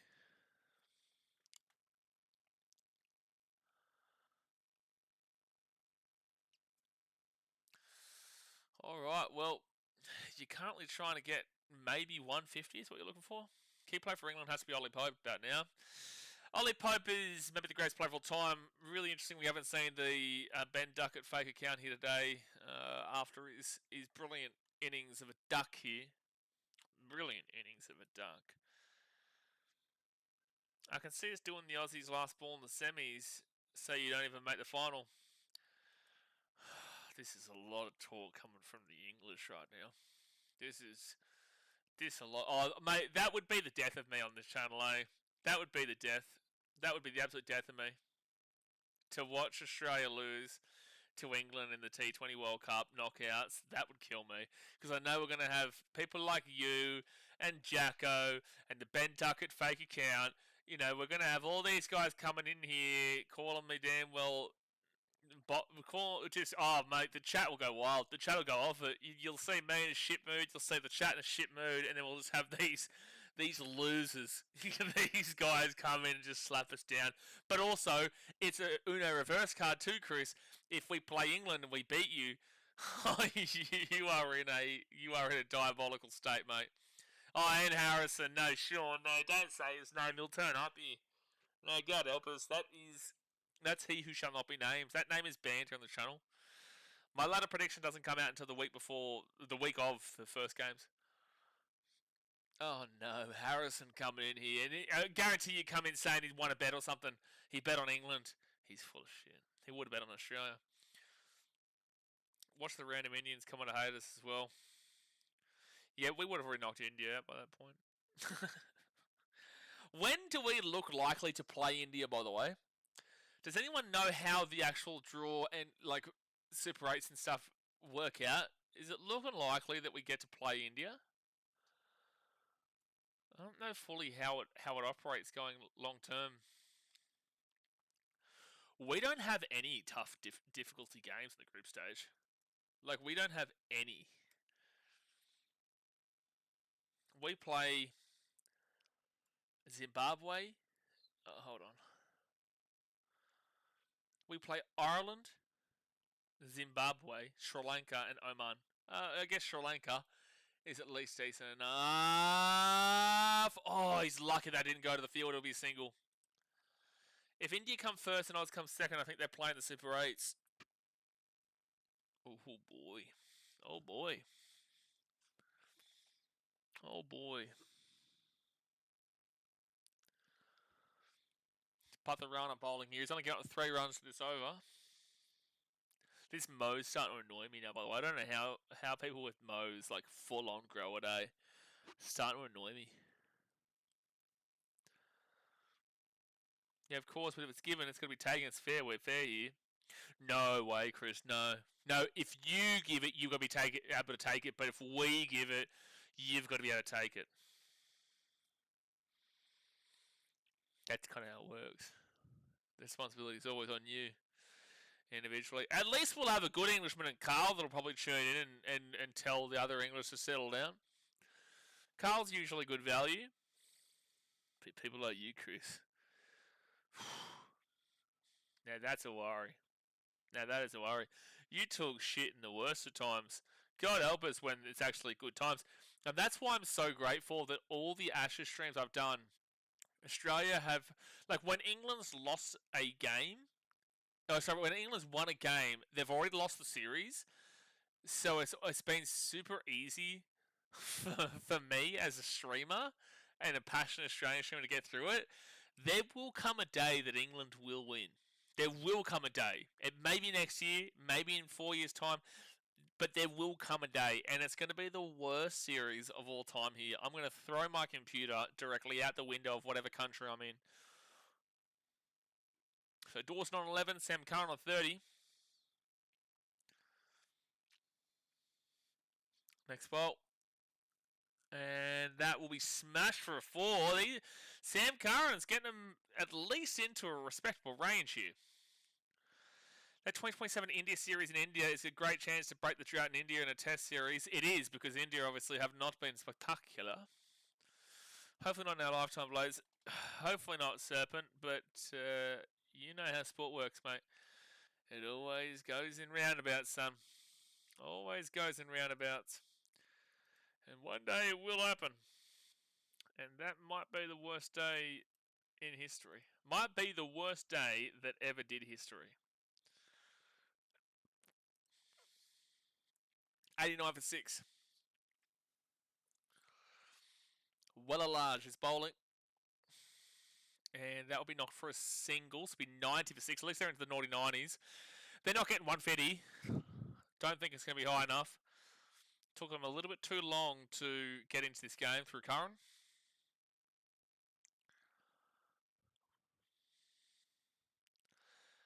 Could you imagine? It's like England need 1 run to win. No, they need 2 runs to win because that was a draw. Could you imagine England need 2 runs to win? It's 1 ball against Australia. 1 ball left, and we get the wicket. Oh my gosh, the shirt's coming off. The shirt might come off. The whole kit might come off. We might be naked on Australia, to be fair.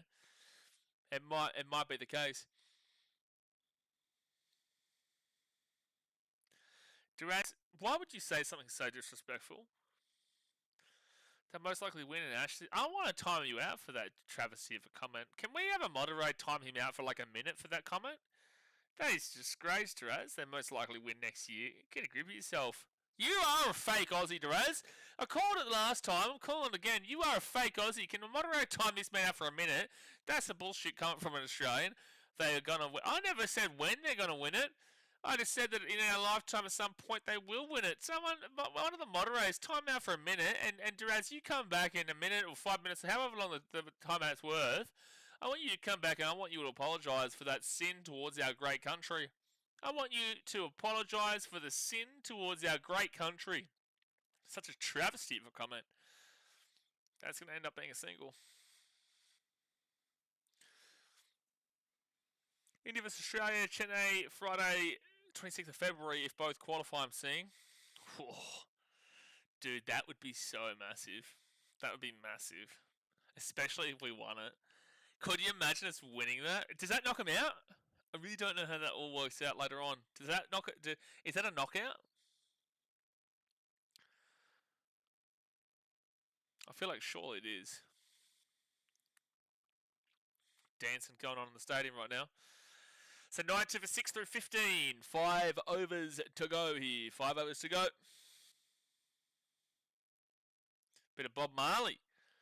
A bit of Bob Marley right now.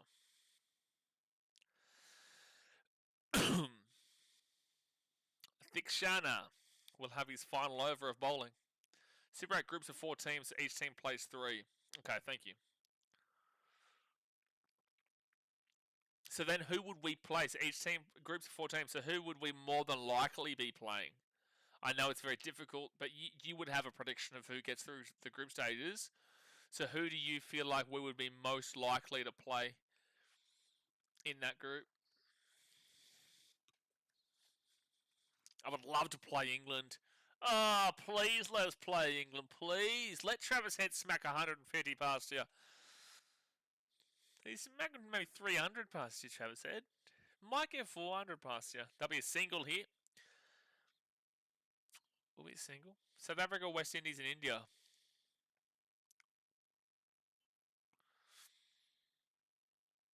We get past West Indies.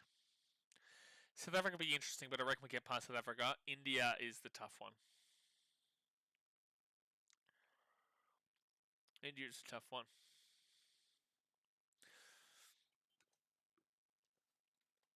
So Curran on 37, Dawson on 12.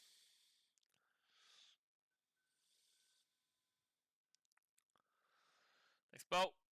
Oh, swing and a miss, Dawson. It's a good bowl, that. Big swing and a miss.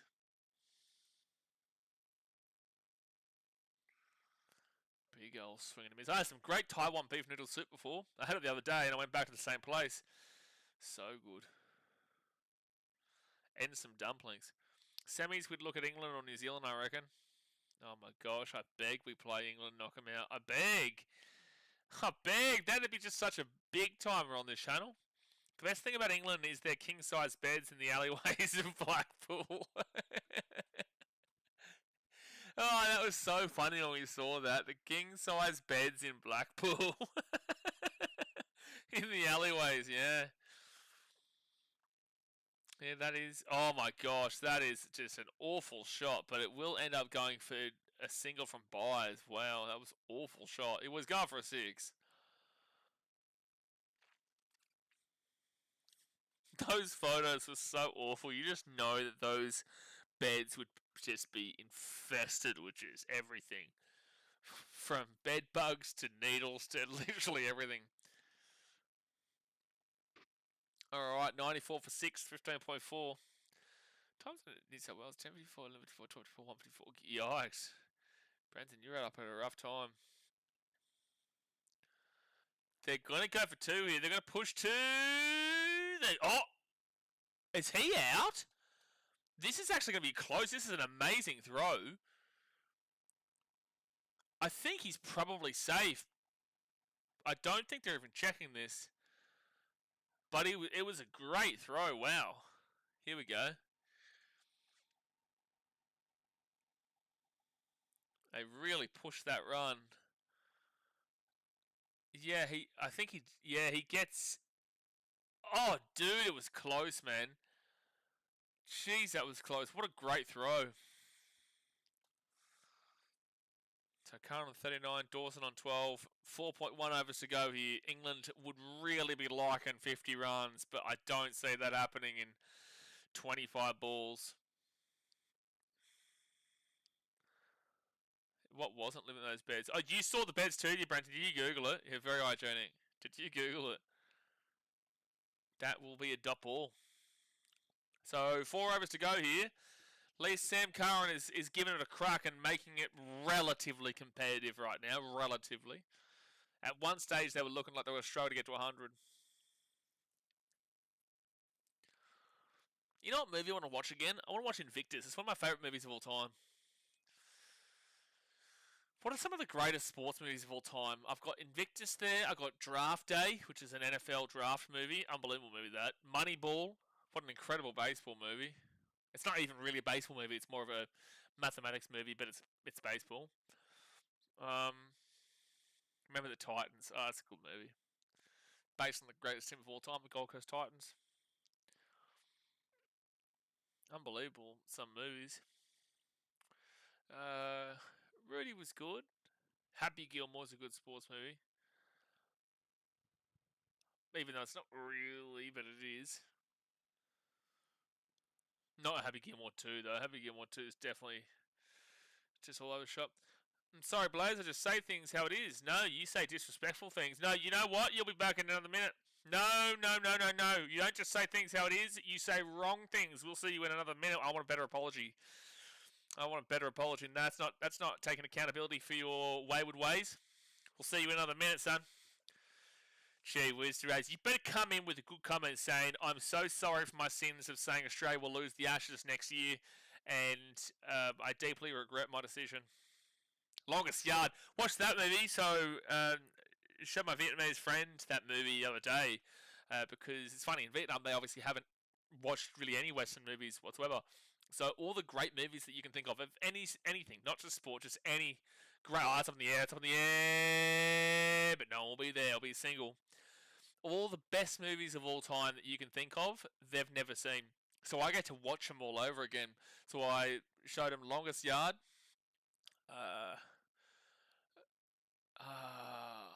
We've seen multiple now. Multiple. I showed him the... What's that movie called about 9/11 where the firefighters go in and they get trapped? True story. I can't remember. But like, never seen Titanic, never seen The Dark Knight, never seen stuff like Interstellar. Oh my gosh. That's going to be a single. Never seen Green Mile, Hangover. You know, it's good because you get to watch it again feeling like it's the first time watching it because you're watching with someone who hasn't seen it before. Ladder 45? Was it Ladder 45? Is that the one with Nicolas Cage? Nicolas Cage. He pissed me off though because he made a stupid movie. Horror movie about Jesus Christ. So blasphemic. Nicolas Cage.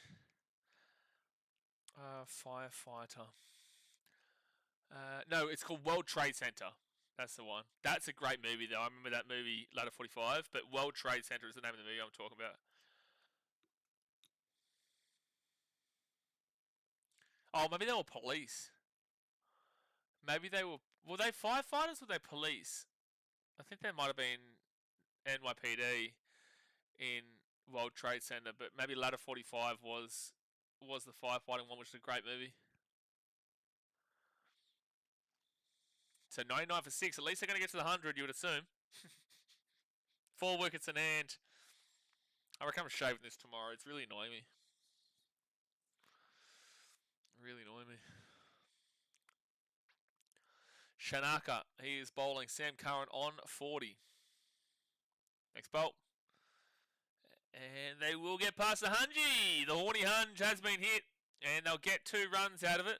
So we're on 101 for 6 with 3.1 overs to go. Sorry, Blaze, I was outright disgraceful, and I will never make the same mistake of saying what I just said above, and the Ashes are only staying down under here in Australia. Exactly. No, that's a good comment. Absolutely. Absolutely. No, that's more like it, mate. At least now you're starting to get a bit more cricket. You're starting to understand a little bit more. Good sign. So 42 from 40. England 50. It took them 50 balls for their first 50 and 51 balls for their second 50. Strike rate no good.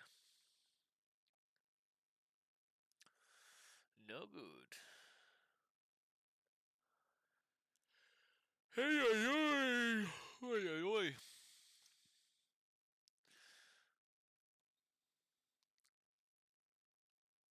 So it's 5 runs here off the over. Yeah, it has been redeemed.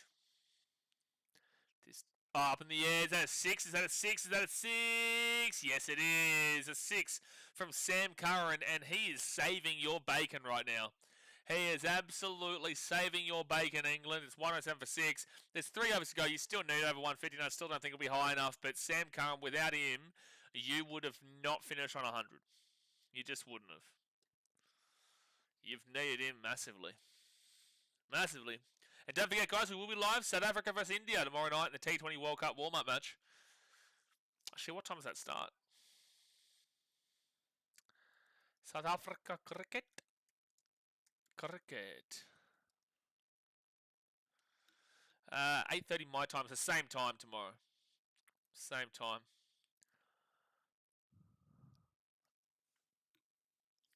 So current run rate, projected score is 126 at a 6.29 run rate. But if Sam Curran goes, they'll still struggle to get to 120. That's a great connection there. 72% of the votes have gone in Sri Lanka's way.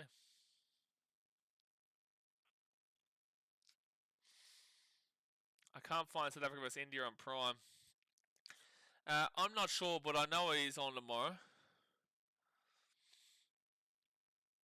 I know it is. Maybe you can't. I wonder if it's on KO.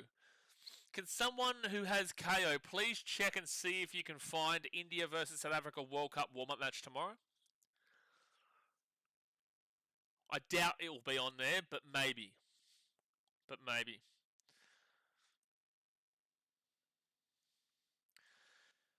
Chris says, oh no, has he been timed out? Oh, swing and a miss. Did Chris just get timed out? I don't know if we were playing Australia 2 days ago, it would be enough. Okay, let me really kind of ring this bell for you. This pitch is way easier than the shit we saw in Pakistan. That pitch was awful in the second innings. It was awful. Poor guy. Before the series, he was jumping around so much. After the whitewash, what happened? Suddenly became Australia's A team. But it was. There was no Josh Hazlewood. Travis Head didn't play every game. Mitchell Marsh didn't play every game. We're probably just going to... That's going to be a wicket there. It's going to be 107 for 8. Malik, we're probably going to hide you, bro, because you don't actually get involved in the conversation. You don't ever listen. There was literally half of Australia's team that didn't play in it. That didn't play. So we're just going to remove you from the streams here, Malik. You can feel free to unsubscribe, bro. We have no interest for you here. I don't like you. I really just don't. I don't think you have any actual involvement in these streams. You don't get involved in banter. All you do is talk shit, and you don't listen to the response because you are literally incorrect to assume that it's Australia's first team. Josh Hazlewood wasn't there. Paddy Cummins is obviously also not there. Travis Head didn't play every single game. Mitchell Marsh didn't play every single game. You know, we didn't obviously have Steve Smith, even though you could argue that's not the T20 World Cup team. You know, ultimately there are so many different factors to how that game was operated and how the players were implemented. It was nowhere near the T20 World Cup team that you're going to see. For example, let's go here and have a look at the Australian predicted T20 squad. Just hide him, by the way, guys. Don't even bother letting him stay on the channel. Australia cricket predicted T20 World Cup. Your country is arse when it comes to any kind of cricket format. You have never won anything in regards to anything comparatively to Australia. Predicted T20 World Cup. T20 World Cup lineup. I'm about to show you why you were so incredibly wrong. So Tim David wasn't playing. Ben Dwarshuis didn't play much. He only played, I think, 1 game. Nathan Ellis didn't play. Josh Hazlewood didn't play. Travis Head didn't play all games. Josh Inglis played 1 game. I think Koeneman played 1 or 2 games, maybe. Maxwell wasn't there. Renshaw did play. Stoinis played 1 game. And Adam Zampa was there. So the Australia squad of Mitch Marsh, Xavier Bartlett, Cooper Connolly, Tim David, Ben Dwarshuis, Cameron Green, Nathan Ellis, Josh Hazlewood, Travis Head, Josh Inglis, Matthew Koeneman, Glenn Maxwell, Matthew Renshaw, Marcus Stoinis, and Adam Zampa. Out of all those guys who played all 3 games, you saw Cooper Connolly, Is there another wicket? Oh no, they stopped it from going for a boundary. Cooper Connolly, Cameron Green, Matthew Renshaw, and Zampa. Only 4 of the players that played in that series. Only 4 of the players that we will have in our T20 World Cup team. Only 4 of them played in the Pakistan for all 3 games. Only 4. Out of all those guys. Do you see how stupid you sound? I know you're very, very desperate to try and think that you're a big-time nation when it comes to cricket, but at the end of the day, if you're here to talk shit, you better be able to hear the response from somebody who does know what they're talking about. Unfortunately, you do not. You're so desperate to get a response and so desperate to shove Pakistan down people's throats that you refuse to acknowledge when you are incorrect. Look at the simple facts laid out in front of you. But anyway, you can feel free to fuck off now because we don't need you here. Because you're not going to listen. You're going to continue living your shit life, coming on here just to throw shade and not get involved in anything outside of that. That's going to be a wicket here. Jamie Overton is gone on 2, and it's 109 for 8. Do you see how everyone here is able to enjoy a conversation and talk cricket without being a dickhead? Do you see? No, because you are the only dickhead here. Everybody else understands to have a little bit of fun and have a bit of enjoyment here. So anyway, you can create as many fake accounts as you want. We're going to hide every single one of them. We have no interest in you being around here. Bye-bye. There's a wicket there. It's 109 for 8. 17.5 overs down. Chris says, am I back? I thought everyone knew my level of sarcasm around here. Chris, I didn't hide you. I didn't time you out. Brenton timed you out. I'm not too sure why, though. So you can slap Brenton, but Brenton will probably slap you if you slap him. Durant says, it shows more of how Pakistan are desperate to flex their victory over a B team, Blaze. Otherwise, they'd be humble and just enjoy it. It's just sad because, like, I was very willing to conversate with Malik at the start. You know, we were very good at the very beginning, but then he just turned into a dickhead. And it's just like, we're watching cricket, we're enjoying a bit of cricket here, we're having genuine conversations, we have a bit of banter and a bit of a laugh, but he's not bantering. And he's not actually taking the opposite side's view and perspective into opinion, and their opinion. He's not actually accepting any of that. So it's just the same old repetitive dribble that is so desperate to circle jerk his nation that's never won anything comparatively to Australia, haven't won anything comparatively to India, haven't won anything comparatively to England in that aspect as well. You know, because they're so desperate to be such a big-time team, they just really try and just smash in down your throat that their opinion is correct, where your opinion is incorrect. Be happy about the game, but also understand the context behind the game. Like, it really isn't rocket science. But also, you guys are probably not even going to get out of the group stage because you're not playing against India, and you need to win all 3 of your group stage games, and it looks like there's a lot of rain forecast for Sri Lanka where all the games are, so good luck. Hopefully we see you in the Super 8s. Brent says, it was too soon, Chris. I'm still bruised from the Pakistanis and took it out on you. Yeah, I don't think we should take... We don't take it out on him for that, but just next time, Brent, just tell him to eat a dick or something. Just tell him to go screw himself or something. Durant says, that's right. Sean, give him a nice left jab there. So what does Sean say? Yeah, thank God, gone. Exactly. But anyway, we'll move on from that clown now. He just doesn't get it, dude. He just wants to really have that ego win. Maybe he leads such a shit life that unfortunately he needs to try and get an ego win when he doesn't actually understand what he's actually talking about. So 109 for 8 for England with 2 overs to go here. Rashid is in. Sam Curran's still there. 2 runs away from the old Fetty bomb, and that's a wide. Sometimes I need to react like that, by the way, guys. Like, you will, as if you watch all these streams, you know how we tolerate and we deal with people and we have that laugh. But this has been an incessant and constant thing for weeks now with old mate.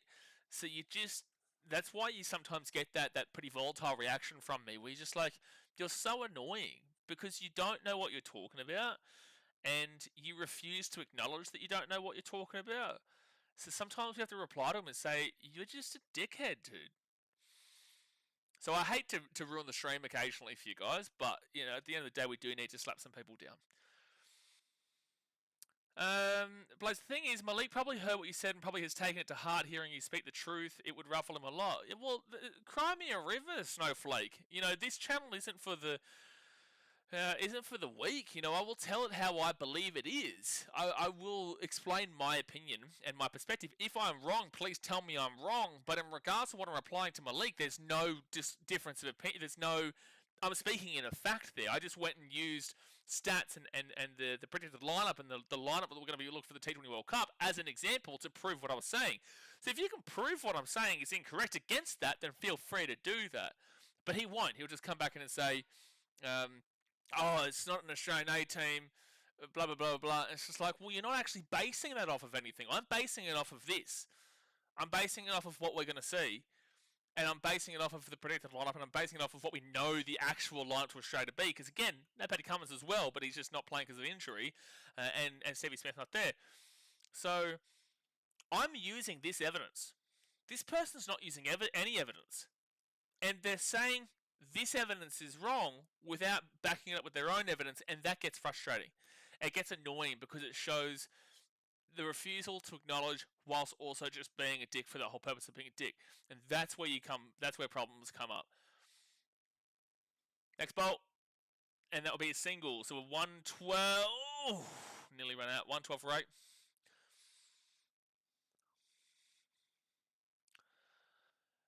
Sean says, mate, why do you think this is the stream I picked? Exactly. I wasn't saying you were. I'm just saying how soft he would be after trying to act smart and then get humbled. Yeah. Wrong, Shauno.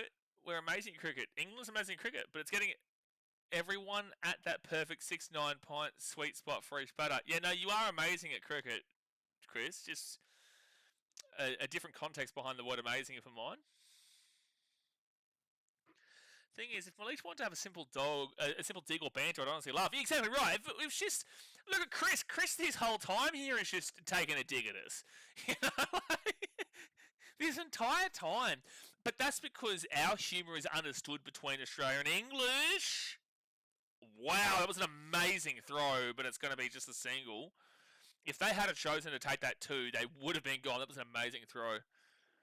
And that is a footy bum, footy bum, footy, footy, footy bum, footy bum, footy bum, footy, footy, footy bum for Sam Curran. He smashed it.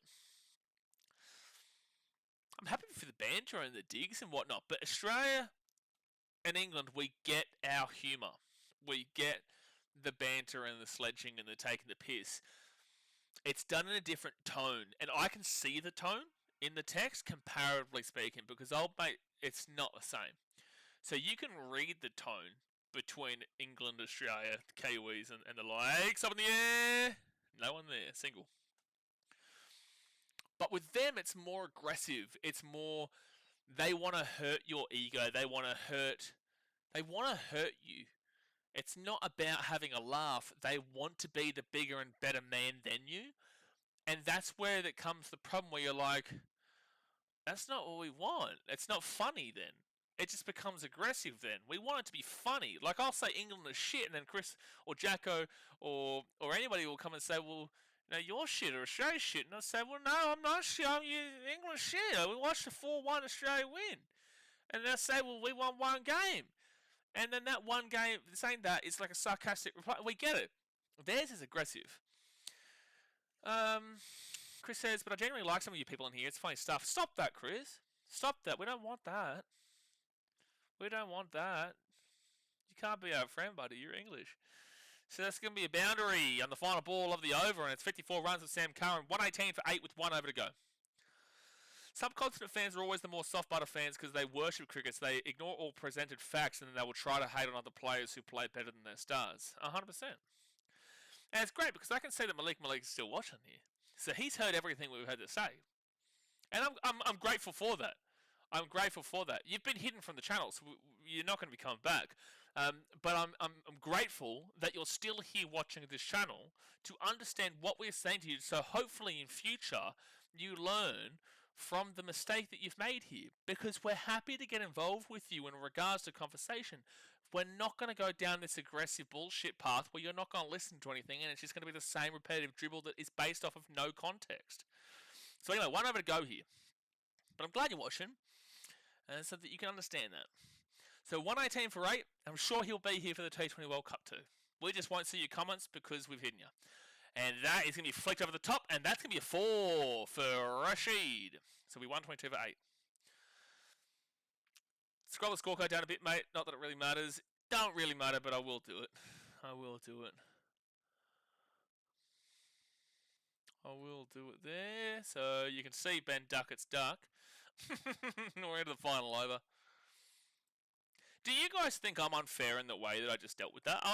That's why I always bounce off you guys to see. Do you feel like I was unfair in the way that I dealt with that, or do you agree with the way that I dealt with it? Yeah, of course, like it's kind of a fake account in the future and then play it out to talk shit again. Absolutely. So 122 for 8, 19.1 overs down, 5 balls to go. But he has to subscribe to do that anyway. Helps the analytics. It's up in the air, it's up in the air, and it'll sit down just perfectly. I think they only get the single out of that, so we 123 for 8. At least he goes off strike and Sam Curran comes back on.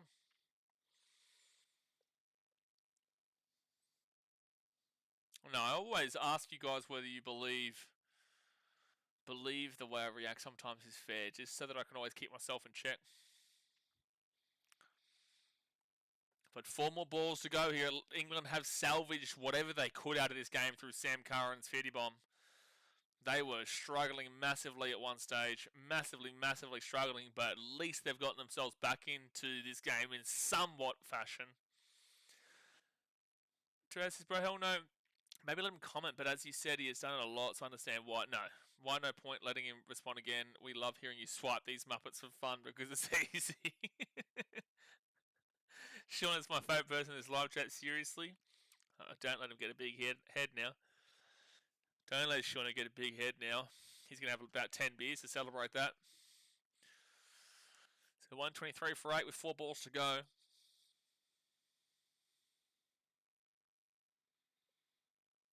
I know that kind of shit, though, is just going to grow. The more we grow in cricket, the more subcontinent fans do come to this channel who do understand English, the more we're going to see comments like that on a consistent basis. So do get prepared to slap that down in the chat. So 4 balls to go. 123 for 8 with 4 balls to go.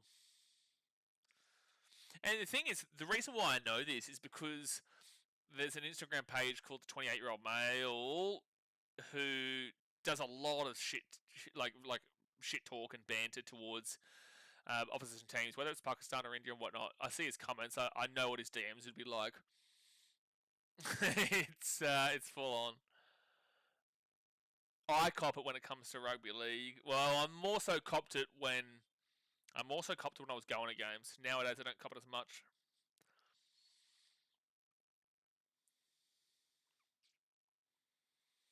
So 3 balls to go here. 3 balls to go. 123 for 8. And that will be smashed for a 4. Good shot from Sam Curran. Jeez, he's been good. 58 runs.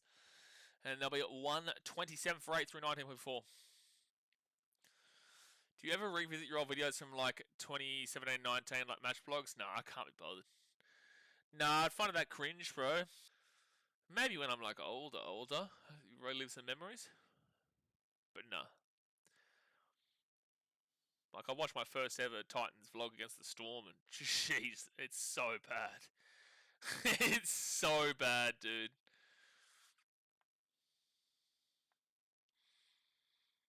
$127 for 8 with 2 balls to go.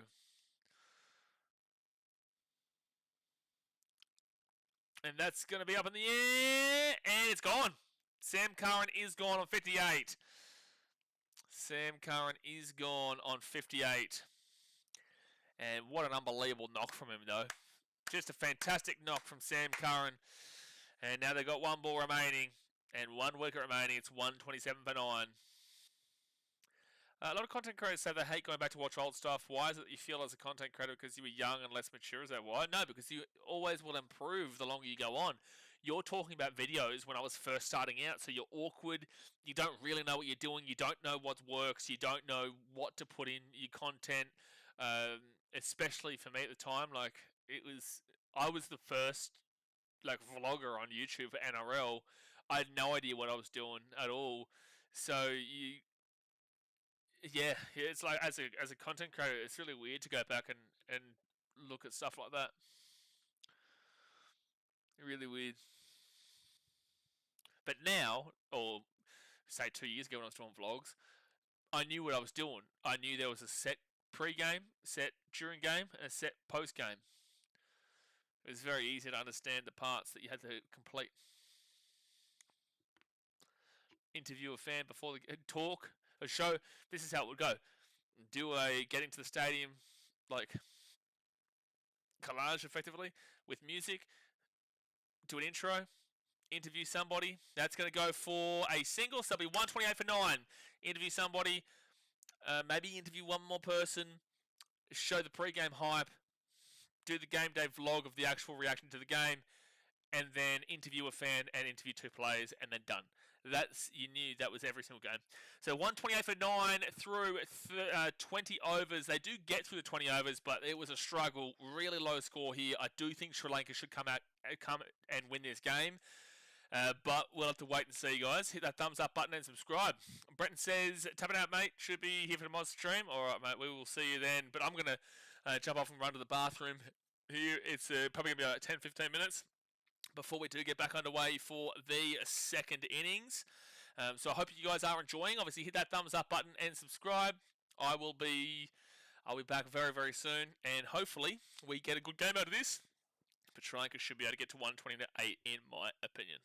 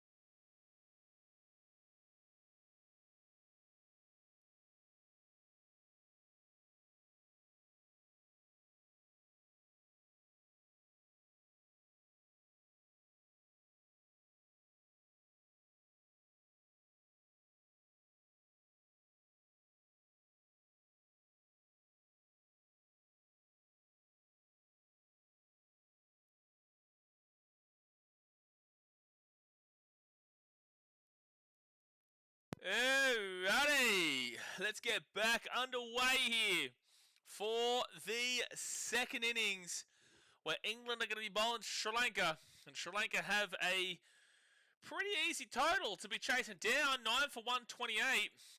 I should be getting this now. I'm just going to update this scorecard so I can get across to the Sri Lankan batting. They've already got just the one run here through Patham Nissanka. Without Curran, this English team would have been done for well under 100, man. They really, really struggled. And Sri Lanka realistically should be winning this game. But obviously we know cricket and things can change. Sri Lanka could struggle. That definitely could be the case. But I'd be pretty happy to back him in.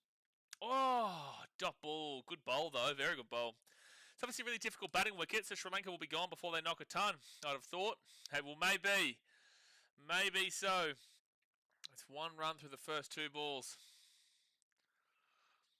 England players aren't good at spin, but Sam played well. No, Sam Curran was unbelievable, mate. Sam Curran was really, really good. But now we just need to see them have some really good bowling here and show this is a low-scoring wicket, man. They need a monumental effort here from their bowlers to keep them down. And that's up in the air, that's up in the air, that's up in the air. And that's a great start for England. That is a wicket. That is a wicket of Mashara. He is gone and is 1 for 1. Well, that's what you needed, England. That is exactly what you need. A wicket very, very early. And that will keep the English with a fighting chance here. Hello. Hello. He's gone for a duck. Quack, quack in the chat. He has gone for a duck, and it is 1 wicket, 1 run. Not a good start here from Sri Lanka at all. And now Chris is going to start saying that the greatest team of all time. God help us. Very easy catch there, and very, very good start here for the English. Gotten under the way with a bang. Caught by Duckett. At least he did something. He got out for a duck in his innings. At least he gets a catch here to to take a little bit of the brief pressure off of, well, no, it's just, it was as easy as a catch as they're going to come. Like, it wasn't a difficult catch by any means, but at least he got something to say. He got more wickets in this game already than, than he did runs. And it is only the 1 wicket. But they're going to need plenty more of those, and in quick succession, really. Plenty more of those, and in quick damn well succession. Which series do you enjoy streaming more? The BGT, sorry, BGT 2024-25 or Ashes 2025? Hold on one second. Wowee. Which series did you enjoy streaming more? BGT 24-25 or Ashes 2025? That Melbourne Test versus India was one of the all-timers. That's a good question. I think overall as a series, I still enjoyed the England one more, but that India series was really fun. No, I think that series with India was better. I do, because we won the series 3-0 pretty cheaply against England before, you know, the shitfest that was the MCG. Adelaide was pretty fun to watch. Sydney was pretty fun to watch, but the series was already done by then. Perth was done in 2 days. Brisbane was okay. No, the India series had a bit more about it, I'd say. I feel why Ashes overall might be affected more was because 2 Ashes tests ended in 2 days. Yes. Yeah, for sure. Oh, that's going to go back for maybe a 4, maybe a 4. Yeah, it will. Yeah, it will. That'll be a boundary. Will that be Byers? No, it is off of the bat. So Mendes will get off with his first runs. I still think Sri Lanka win this game, man. I do. Yeah, you missed a wicket, Sean. It was off the 3rd ball, and England need plenty of them. Yeah, definitely at the bat. I thought it might have come off the edge of the pad, but no, it was off the bat. And they don't need to push a heavy run rate here, Sri Lanka. Like 128 is not a heavy run rate at all, but that's a good bowl, and it'll be a dot ball. So it'll be 5 runs off the over, but a wicket as well. You definitely would be saying much better start here for the English with Wood getting that one. Yeah, realistically, they only need to be at like 70 runs through the first No, they would only realistically need to get through 50, 60 runs to the first 10 overs because you add on that 20, 30 in the last five. So if they're, say, at 50 by 10 overs, that will, if they get to 50, that would make it a competitive game because then you double that to get to 100 and then you add the 20, 30. That would be a really close game, actually, if there are only 50. Do I watch any shows on Netflix, like any specific theme or background? I've watched a lot of Korean dramas ever since Squid Game released in 2021. Don't usually have the time. I really want to watch this new show called His and Hers. I've heard that's really, really good. But no, I don't really watch a great deal of shows. When I watch them, I binge them. If I get into something, I will binge it like crazy. But I don't usually have the time, to be fair. The last show I binged, what was it? What was it? Last show I binged. Obviously, I've watched Squid Games. That might have been the last show that I binged actually for season 3. No, there's something after that that I've definitely watched a whole bunch of. But it's like it takes a lot for me to. 1 second, that will be another dot ball. It takes a lot for me to actually watch the first episode of something because I know that if I watch the first episode of something and I like it, that I'm gonna watch the whole series in like a week. So I need to know that something's going to be good, really, for me to do it. Because even if I don't really kind of like the first episode, I don't think Game of Thrones' first episode was actually spectacular. But then from the second episode onwards, it really just locked you in. Sometimes you just have to give it a chance. Like Suits locks you in immediately.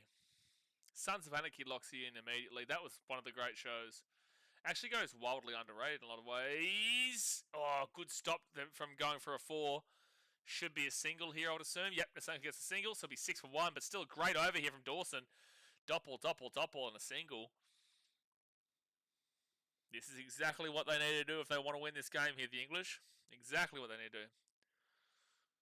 Korean dramas are always 16 episode orientated and mainly the love romantic theme songs, but I like it overall. But yeah, I binge it a lot because each episode is an hour worth long. I love that kind of stuff. That's going to be a single. No, it's going to be a dot ball. That will be a dot ball. I found Peaky Blinders. Oh, dude, Peaky Blinders was awesome. That movie comes out. Is it next year or is it this year? I can't remember. I can't remember if it's next year or this year. 6.77 run rate currently. 6 for 1. Now, Peaky Blinders was awesome, man. And you're English, surely you would absolutely love you. Was it as big in England as it was internationally? Because obviously it's based in Birmingham. I'm sure it would have been though, but I'm pretty certain the movie for that comes out either. I think it's mid next year. I'm gonna have a look actually because I love that show. Peaky Blinders. Peaky Blinders movie. Peaky Blinders: The Immortal Man comes out 2026. Okay, so it does come out this year. Will that be only on Netflix, or is that going to be actually at the cinemas? Snatch, one of the best movies. Brad Pitt's best and first real movie. I haven't seen that, but I have heard good reports about it. Chase says, you two should get a room and Netflix and chill. Oh, my goodness me, Jay. Listen, if we have to Netflix and chill, we can do it. Because as long as it's a good show. If it's a good show, get that chill and going, get that Netflix rolling. But if it's not, what would you rather, Jay? Would you rather us watch Netflix and chill, or would you rather us start singing? Which one we want to do? Would you rather me sing? Yeah, it's massive here, yeah. Would you rather me sing for you, or would you rather Netflix and chill? Oh, that was a good bowl, man. Good bowl. Wood is bowling some absolute pearlers at the moment. 3 is a crowd and all that. Look, fair, but who's to say crowd's not good? You want that crowd to get going. I may still watch them, by the way. I can't believe you haven't seen Snatch. It's an absolute must-watch. I do know about it. Yeah, I just haven't watched it. I don't watch TV. Well, Netflix isn't really TV. I don't think anyone really watches TV anymore. By the way, Wood is bowling really well here. He's limiting this run rate massively. It's been 2.3 overs, and they're only at 7 runs with 1 wicket. This is really slow right now. I'm still someone who watched my childhood shows. Like, I watch a lot of regular shows. I will never go away from that entertainment. You know, I love movies. I love movies and TV series. Yeah, see, Vikings, I tried to watch it, but I knew it would take a lot of investment to actually watch Vikings. But I didn't actually. I think I watched like the first 10 minutes of the show, and I knew how much investment it was going to take, like a Game of Thrones kind of investment. That's going to be a dot ball. So again, just another single here for the first 4 balls. Really slow at the moment for Sri Lanka, and their required run rate is up at 7.04 now. So I know that Vikings is great. I've heard great reports about it, and it's very similar but different to Game of Thrones. But I just know the investment it's going to take to fully immerse yourself into it.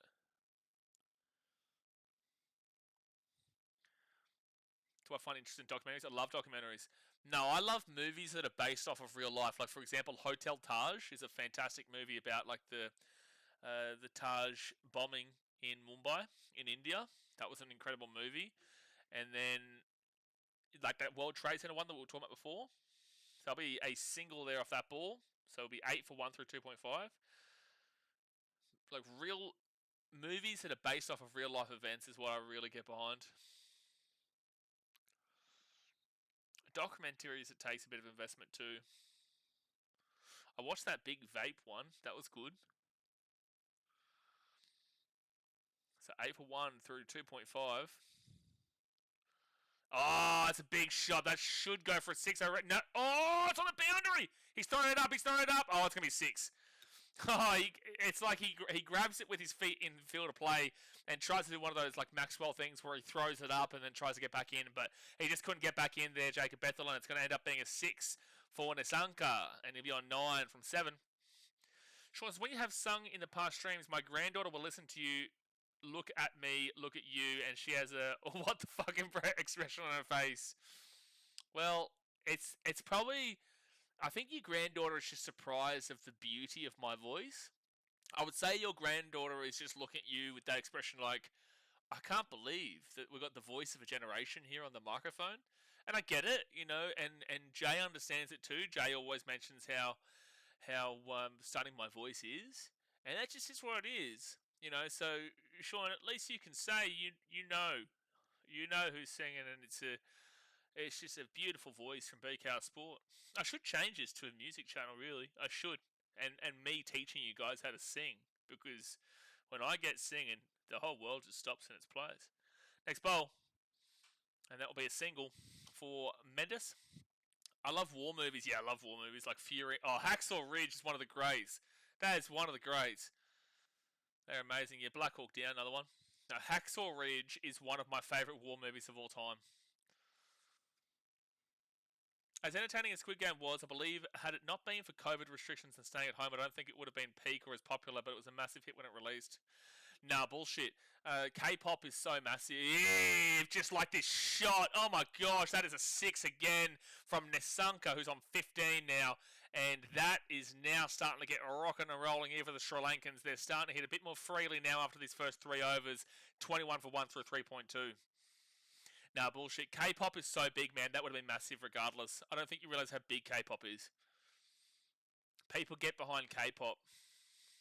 So I think that Squid Games would have been huge regardless. Also very, very loosely based off of a true story. Very loosely based off a true story. Yeah, no, 100% I reckon. Like, it's popular, but as #1 rated on Netflix around the whole world, yeah. Yeah, 100%. 100%. It was promoted very strongly. Promoted very, very strongly. Obviously, that benefits in regards to the viewership numbers. Wouldn't have been as high in the viewership numbers, but still would have been #1, yeah. Because it was a good show. It was a good show. Word of mouth is very strong. That'll be knocked through for 4. Oh, the Sri Lankans are opening up now. Mendes with a boundary. He'll be on 10, and it's 26 for 1. And now they're getting going. Now they are. I heard the director delayed releasing the story script by more than a decade for Squid Game. It was like Avatar. Avatar, I don't think they started making that movie until they started in like 1998 or something like that. It took them like 15, 20 years before they actually put it out. It says I haven't seen the recent one. I want to. I haven't seen it yet. Next bowl. And that'll be, it's going to go through for maybe 2. No, just a single. Oh, Tatter's coming in with some bangers right now. First he says Hacksaw Ridge, and then he says Shutter Island. Shutter Island's fantastic. Also great movies where you have that thought process of you think you know the answer, but also the answer isn't actually just guaranteed. And that's a fantastic movie for that. Like, is he crazy? Or is he not crazy? Is it a conspiracy in there, or is it not? That's going to be a single. Those movies are always awesome. You know, like you have the closure with the movie, but you still question it.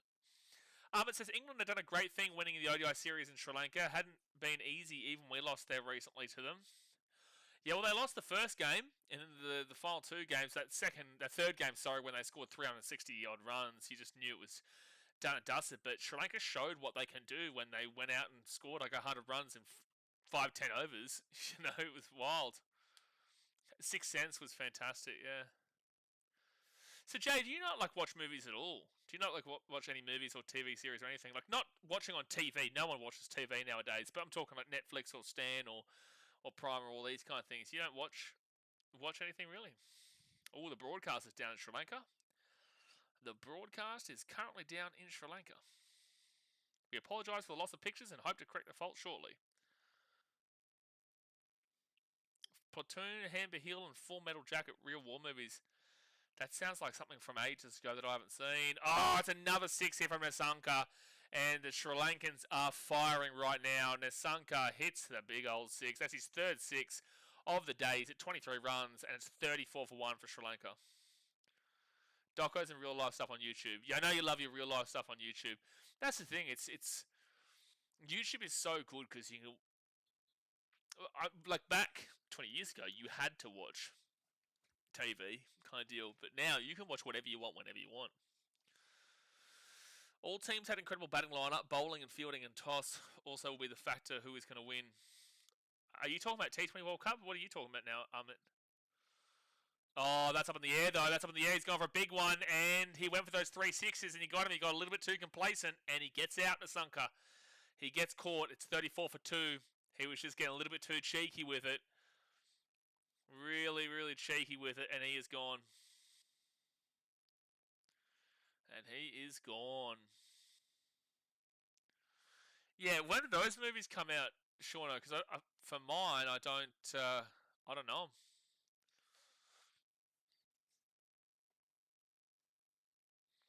I think Tadded and I have a pretty similar movie taste, though.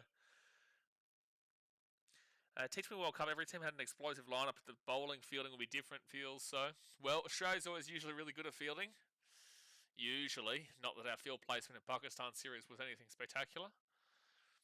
DC Sinners, absolute masterpiece.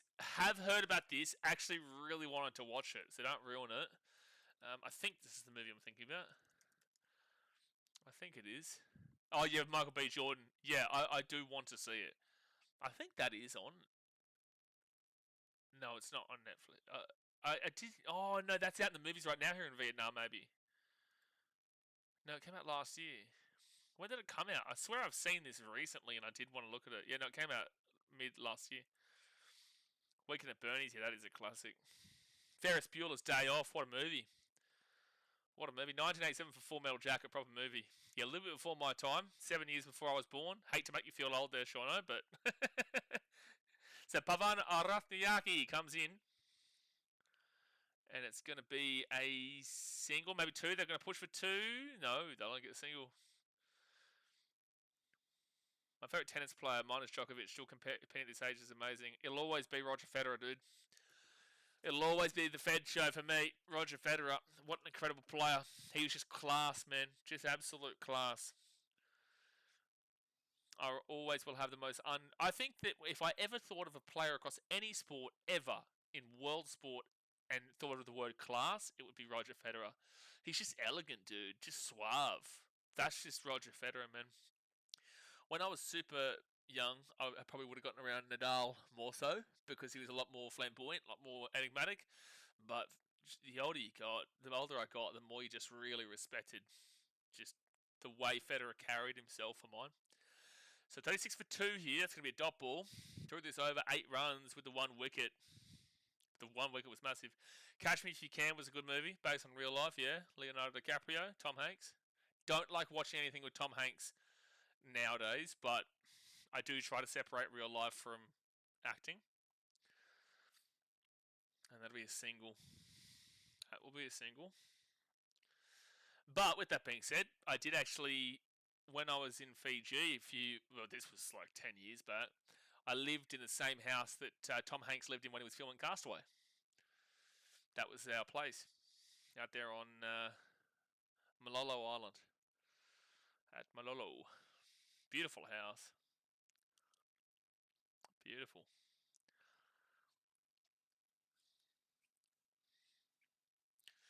$37 for 2 through 5 overs. If you times this by 4, 30, 60, 90, 120, 127, 134, 141, 148. You usually add about 20, 30 runs on. So that would be, well into the 160s, 70s. That's well above what England got. So right now they're on target, but just those wickets they've got to be careful of. I don't watch a lot of soccer, as in football. Like, I watch it and follow it, but not as passionate as my rugby or cricket. But growing up, Ronaldo was my favourite athlete. There's two types of people in this world. There's two types of people in this world. There's the right people and the wrong people. And Ronaldo over Messi will always be the wrong. We give Leo a lot of crap, but I think he is one of the best actors of all time. He is a fantastic actor. If you like real docos, Killing of America from the 80s, it's real footage. It's real footage with old school cameras, no fake bullshit. Yeah, I love that. I love that. No, I really do like those kind of real life war movie kind of deals. Next bolt. Oh, it's up in the air. Oh, Hawk goes over the fielder for a 4. Very lucky there. Hard edge goes out the back, and it looked like it might have been a wicket at one stage, but it does go for a boundary there off Sam Curran. And Rathnayake gets his first boundary of the day, 41 for 2. Yeah, I do remember when Marvel did Marvel round jerseys. Yeah, Rooster, the Spider-Man Raiders with the Hulk. That was good. Oh, dude, that's so lucky that just went up. By the way, has anyone seen that catch of Labuschagne by... Oh, I can't remember who it was. But in the... Oh, what is the cricket comp going on right now in Australia domestically? There was an amazing catch. Labuschagne absolutely smashed the hard edge. And there's no way it should have been caught, but whoever it was put his arm up and he got a catch with his left hand, one-handed. It was incredible. It was incredible. So 5.2 overs down, 41 for 2. And they're checking something right now. Oh, he's bleeding, is he, Sam Curran? See, stupid humans with wild animals. No, I'm not too sure about that. Inglourious Basterds is amazing. That is a fantastic movie. That's on Netflix too, if people haven't seen it. Next bolt. And it will be a dot ball. 5.3 overs down. Don't forget, for people who don't know, we will be live at India, South Africa at the same time tomorrow. In a T20 World Cup warm-up match. Haven't watched South African T20 in a long time. Did watch a lot of that New Zealand versus India T20 series. I haven't watched South Africa in a long time, so I'm looking forward to seeing how they're tracking going into this World Cup. They did have a 3-game series against West Indies, and I'm pretty certain they won all 3 of them. I know they won the first 2. Did they win the third one? South Africa cricket. South Africa cricket. Dude, their group stage is awful. Wow. Actually, yeah, no, their group stage is awful. They play New Zealand. They play New Zealand, but they've got UAE, Afghanistan, and Canada. The Yappies are back? Interesting. What do you mean, Sean? The Yappies? Next bolt. And it will be a dot ball. So anyway, what I was looking at. Oh, West Indies won the third game. Oh, true. So South Africa won the first game by 9 wickets with 13 balls left. Then South Africa won the second game by 7 wickets with 15 balls left. But in the third game, the West Indies won by 6 runs with the DLS method. The target was 125. It was 10 overs. West Indies got 114 for 3 through 10. And South Africa got 118 for 6 through 10. But the target was 125 on the DLS. And that will go away for a 4. Good shot from Mendes. He'll be on 16, and the Sri Lankans are moving and grooving again. The runs are not mattering at all for South Africa. It's just the wickets. 8 wickets in hand. They're already at 46 for 2. I think at this stage, England had struggled to get to like 20, 30. Name me some other good movies. If I haven't seen it, to watch it. No, one of the best parts about Inglourious Basterds is the fact that you find out about how the Germans do a different 3. I can't remember which one was it. Like this. Oh wait, this is non-German and this is German, is it? I can't remember how they do the different 3. So like for us, for me, I do this. But is it maybe Germans do this? Or is it the other way around? I'm not sure. So Adil Rashid would come in for a bowl. I do really rate Adil Rashid. 46 for 2. He needs to really limit the game competitive.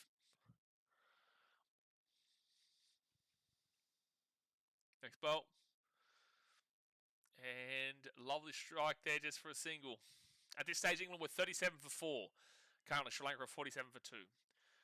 The German 3 is thumb and the next 2. Oh, this is the German 3. Okay, yeah. Yeah, this. That's right.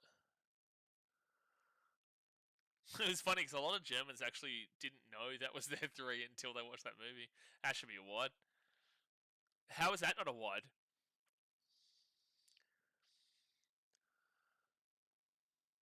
Oh, you're a sick man, Jay. You are a sick, sick man. Next bolt. Oh, swing and a miss. There is as many Yarpies in Perth as Kiwis in Bondi. Jay should see it. What are Yarpies? Yarpies? What's a Yarpie?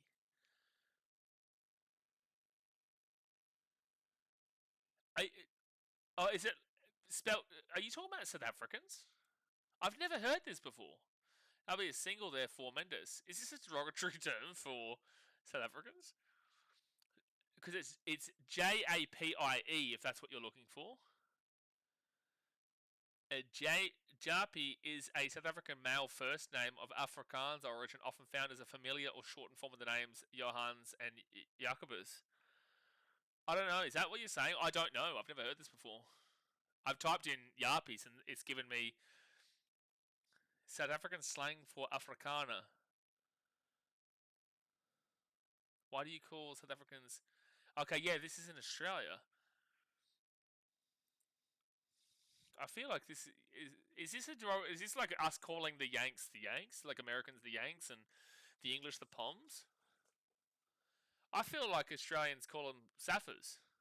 That'll be a single. That'll be a single, and Rashid will only get up to 4 runs for that over. You pretty happy with that? So 9 runs for Rathnayaki, 18 runs for Mendes. It's 50 for 2. Kiwis and Poms love it here. Yeah, for sure. Lion chasers.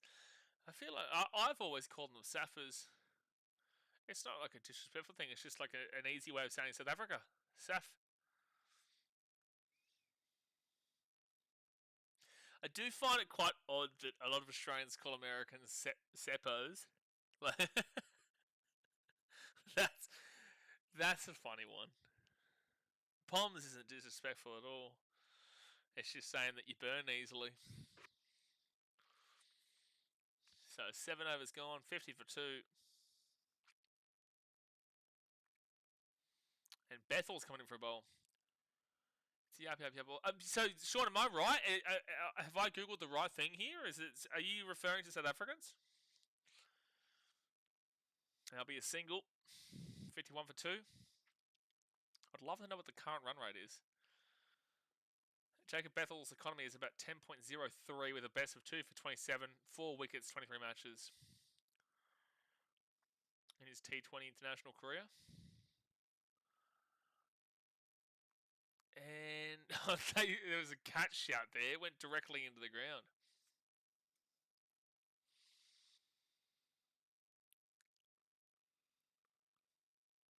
Mendes 19. Off to a good start, good strike rate too, and that should be an easy single here. Maybe two. They're pushing two. They're pushing. Nope. They come back. He would have been gone, so it's good that they only did the one.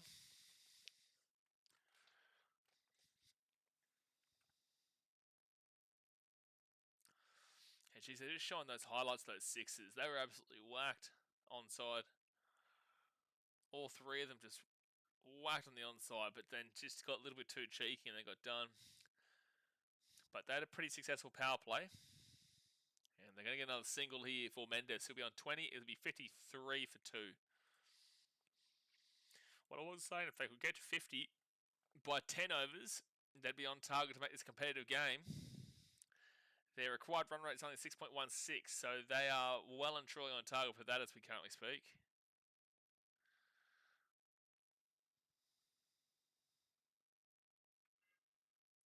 I think right now they'd be around they wouldn't be too high, but they've got plenty of opportunity. That'll be maybe two. No, again, they'll only get the single. I live with. Okay, so Sean, I am right then. You didn't even confirm it for me.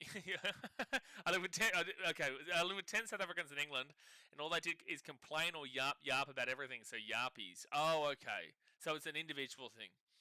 It's your thing. But with that being said, when you type in yarpies on Google, it actually does come back with. It does come back with South Africans.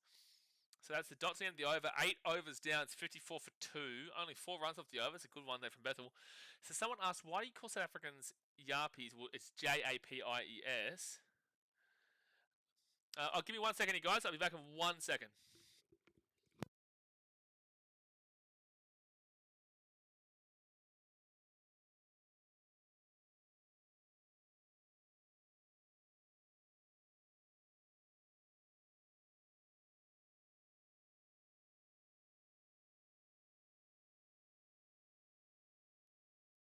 A mango smoothie.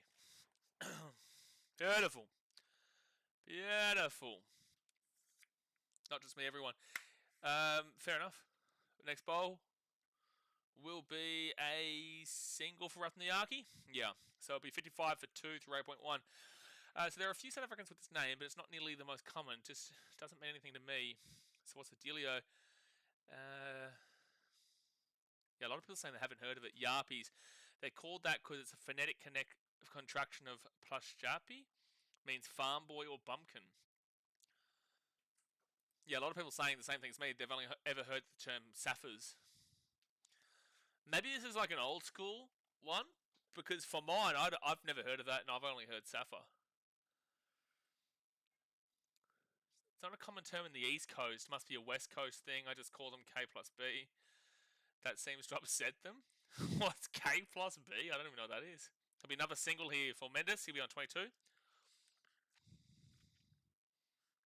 At this stage, England were 54 for 5, so 3 wickets worse, but only 3 runs behind.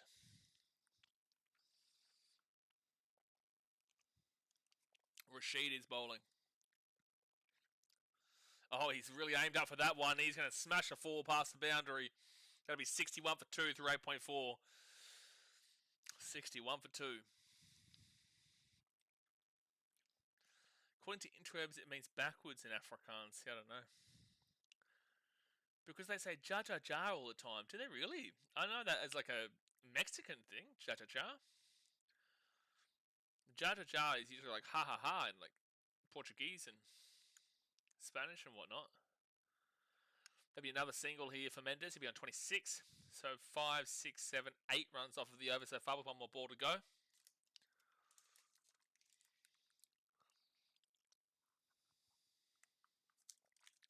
$62 for 2.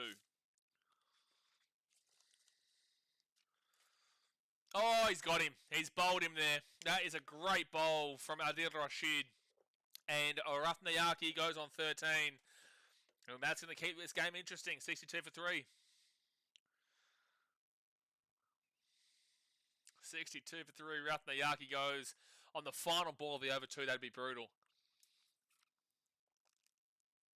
Just completely beats him. Hits the middle stump. And he is gone. That will keep England in the game. The runs don't really matter for the Sri Lankans. But it is the wickets that really do matter for right this very second. Especially when you've still got Mendes there. Who can still whack big time. He could still definitely go for 50 plus. But now you start to consider those wickets. Well, the Australians get to play the Sri Lankans in the group stage. So this is a good little viewing here for Aussies, knowing we will play them at one stage. I think our first game is against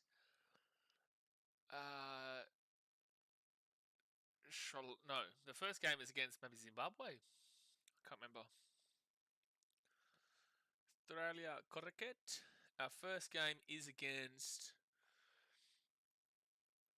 the Netherlands. No, that's a warm-up game. Sorry. Our first game is against Ireland, and then Zimbabwe, then Sri Lanka, then Oman. Geez, that might be filthy against the Omanis. That score might get filthy. England make it a bit interesting, but Sri Lanka still should win. They should. Oh, it's another wicket. Mendes is gone. Well, now it's getting interesting. 62 for 4. That's back-to-back wickets. That's back-to-back wickets, and that's just made this game well and truly interesting. Sri Lanka, from such a dominant position, now looking in quite a scary position. Do they have someone like Sam Curran? Yeah, spoke right before. Yeah, spoke way too soon, right beforehand. And England are right back in this game now. The pressure is actually on Sri Lanka again. And Kusar Mendes, he had 4 fours, strike rate of 100 with 26 from 26. And I was just talking about him getting a 50. Maybe it's my fault. I'm going to have the stiffy jar. That changes things massively. Will Jacks, off his first ball too. That's his first ball. Jacko be happy. He called in for 8 wickets in 1 over. Well, he's got 1 wicket. He only needs 7 more in 5 balls. If we struggle in that game against the Netherlands, I might flip my shit. If Australia struggles against the Netherlands, that might be the end of my channel. It just might. It just might. But with that being said, it's just a warm up, but still, the effort we saw against Pakistan was just so putrid. I need to say something.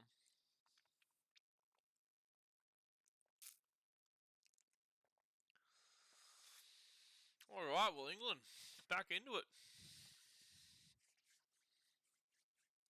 What time do you usually go to bed, Jay? Because you're always up for these late ones. What time do you, are you like a 4 a.m. kind of guy? I know you don't wake up until like after midday. So I'm feeling you're probably like a 4 5 a.m. kind of deal. Same thing as New Zealand, like gumboots, Antipodean, mate. Has everyone forgotten what it means to be an Antipodean, especially if you're an Aussie? Yeah, I don't know Antipodean. I'm not too sure, man. I just call them the Kiwis or the sheep shaggers. Is there any other words that we use for the Kiwis that I know of? I just call Kiwis and sheep shaggers. It's definitely more old school terminology, these kind of things. For example, when Australians call Americans Seppos, that's definitely old school. That's World War One kind of stuff. Yeah, 4 a.m. ish, but I struggle sleeping. Yeah, fair enough.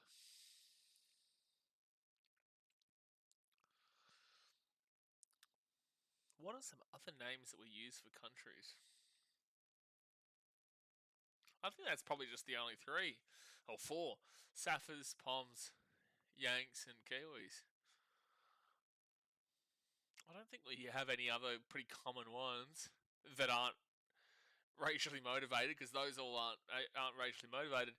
I don't think we have any other ones that aren't, controversial. Means from the Southern Hemisphere. Oh, fair enough. Oh no, I don't doubt you. Google it. I don't doubt you. I just hadn't heard it. Next bowl. Oh my gosh, good bowl, dot ball. Look, at this point of the game, it was looking like Sri Lanka were looking like a dominant victory was incoming, and now they've got the pressure on them. England are the ones chomping down in the bit. Oh, he's gone for a big swing there. Luckily, it will sit and not get caught out. It will be a dot ball.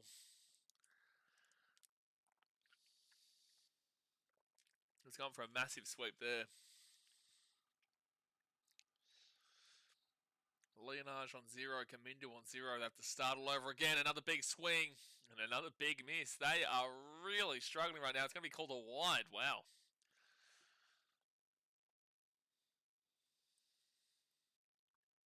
Because they don't bat deep, man. They need somebody to put in a Sam Curran kind of effort. If they don't, they lose this game. That'll be a single, so it'll be 64 for 4 through 9.4. They need a Sam Curran kind of effort here.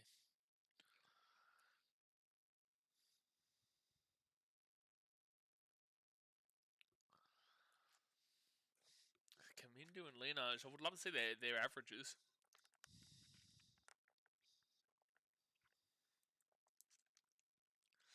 It is looking like a very slow pitch, though. Not as slow as the Pakistan pitch, but it definitely is looking like a slow pitch. Next bowl. Oh, another swing and a miss. Will Jacks is bowling really well right now. Off of those 6 balls, which one includes a wide, he's only getting up the two runs with the 1 wicket. He was nowhere near that ball, man. That was spinning massively. And they'll get a single out of that one. Well, yeah, I'm from the Southern Hemisphere, so it would be an antipodium. Well, that's going to be 3 runs from the over, just the 1 with that wicket. 10 overs down. Obviously, guys, hit that thumbs up button, subscribe. They will have a drinks break, I would assume. With it being the 10 overs mark. Might quickly run to the bathroom here for the finale, for the final 10 overs. I'll be back in 2 seconds. Thumbs up, subscribe, I'll be back in 2 seconds.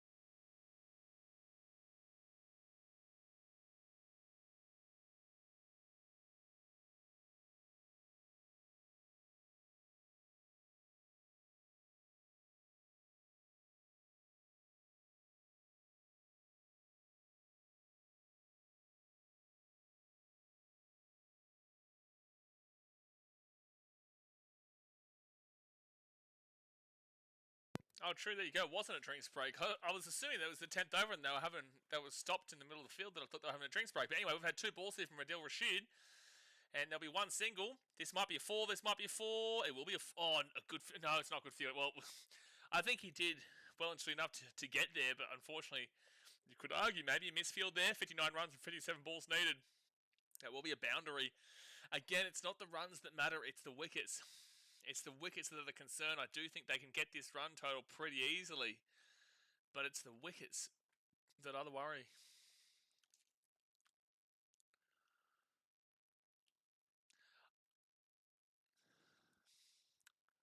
I don't know what I'm saying wrong.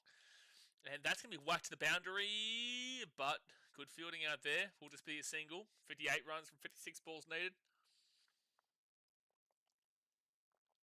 Rashid's given up 18 runs with 1 wicket through 2.4 overs. 6 runs in this over.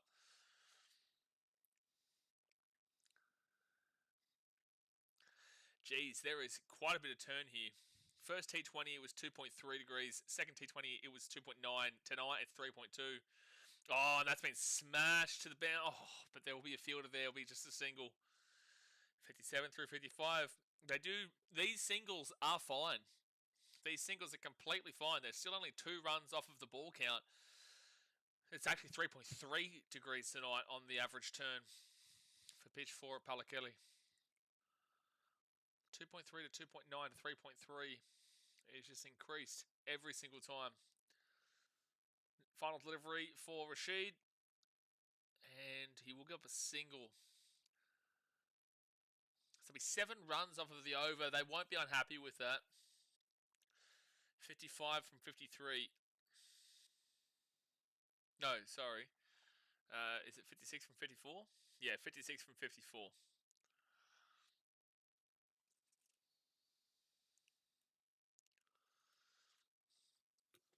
I would love this to go down to the wire, man. Especially considering it's the last actual meaningful game before the World Cup on Saturday. I'm really excited for this World Cup starting on Saturday because I'm going to be live pretty much every day with 3 streams a day. Like on Saturday we have Bulldogs versus the Knights and the Cowboys versus the Dragons. Yeah, Bulldogs, Knights, Cowboys, Dragons. And then we have the India versus USA. And we've got 3 cricket on Sunday, 3 cricket on Monday, I think 3 cricket on Tuesday, 3 cricket on Wednesday, 3 cricket on Thursday. And then we get to the preseason for the NRL, and then there's a massive, I think it's like 5 streams next Saturday or something like that. Let me have a look. I think we've got like 5 streams on next Saturday, not this Saturday coming, but next Saturday. That's going to be a brutal day. So I think they're taking the drinks break now because they're just showing all the highlights of the wickets and whatnot. So Saturday, the 14th of February, we've got Warriors, Manly, Tigers, Roosters, Knights, Bulldogs, Dragons, Rabbitohs, and then New Zealand versus South Africa. Wow, that's a huge day. We are going to be live literally all day. That'll be a dot ball there as we come back. 11.1. 5 streams in one day. I'm going to be so exhausted. And then on the Sunday, we will have the Māori Indigenous All-Stars game, the Sharks versus the Eels, and then India versus Pakistan. Oh, no, India-Pakistan's not on.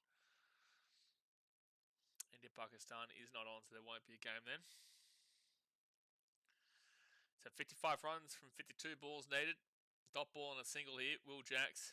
He's into his second over now. 1.2 bowled. He's 1 wicket, 4 runs.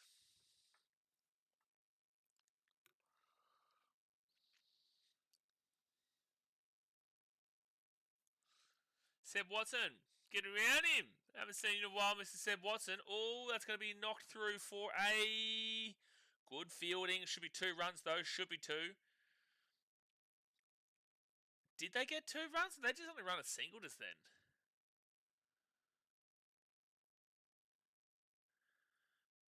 Did he get a single or did they get 2 runs just then? Surely they got 2. Switch the weather machine back on at drinks if you would, please. Well, look, you're in the game here, England. They're in the game. It's just the runs aren't the worry. You just need to get wickets. And they'll get a single out of this one. I think they got 2 runs from that. I think they did. So 52 from 50. They're 2 runs behind the ball count. Going to sleep now. It's very late here, nearly 3:30. Enjoyed the stream. We'll get sleep. All right, mate. We'll see you tomorrow for India versus South Africa. Next bowl. And it'll be a dot ball. Been no sport on, has there? What do you mean, been no sport on? What do you mean? There's been cricket. We got rugby league coming up, but no, that's gonna be fine. It'll be a dot ball. All right, so 52 from 48 balls. It's a good game here. It is going to be a good game. But no, this is the awkward part of the year for sure. Maybe not so much for you English, though. You got the Premier League on. It's rocketing right now. Yeah, Sri Lanka is still ahead of where England were. England were 6 wickets down at this stage, while Sri Lanka are 4 wickets down. Sri Lanka are a little bit above. They need 52 runs on 48 balls. They're a little bit above of where England were runs-wise. But you do see Sam Curran really improve this, really improve the worm from here on out. So Sri Lanka still need to be consistent, but they're only 4 runs off of the ball count.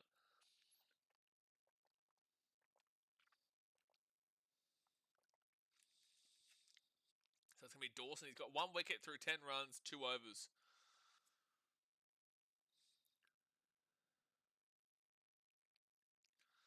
This is when cricket season started, these one days, I thought.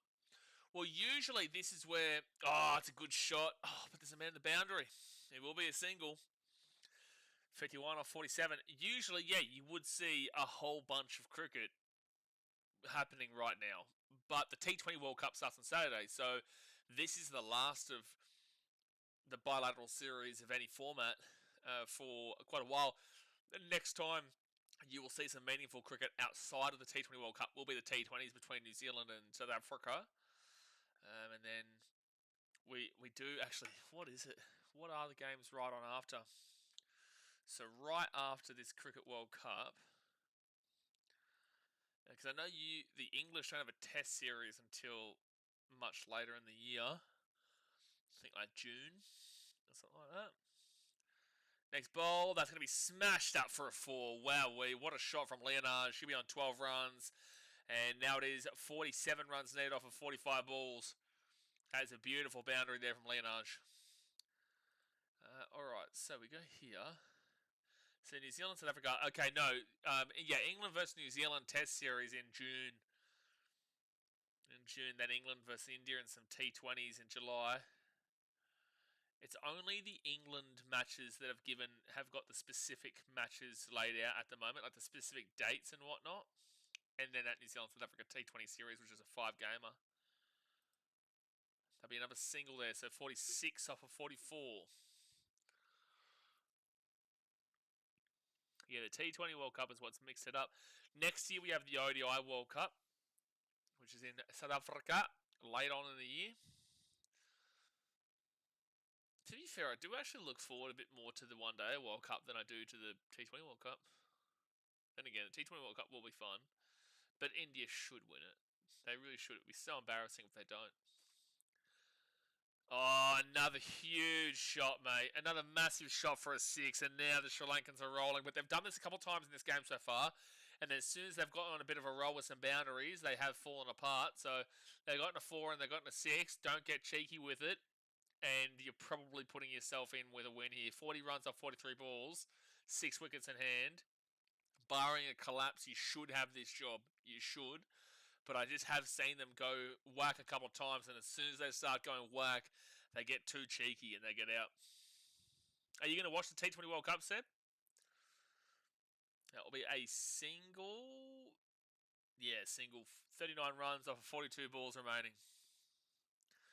10, 11, 12, 13 runs off that over from Dawson. No good. He only gave up 5 runs. Only 5 runs through... or 10 runs, but 5 runs per over. And then gives up 13 on that one. Yikes. But at least Jax comes back in. He's only given up 7 runs through 2 overs with the 1 wicket. It's only 3.5 on the economy. Very, very good for a T20. There's the Barmy Army song. Haven't heard that before. First time. First time I heard that.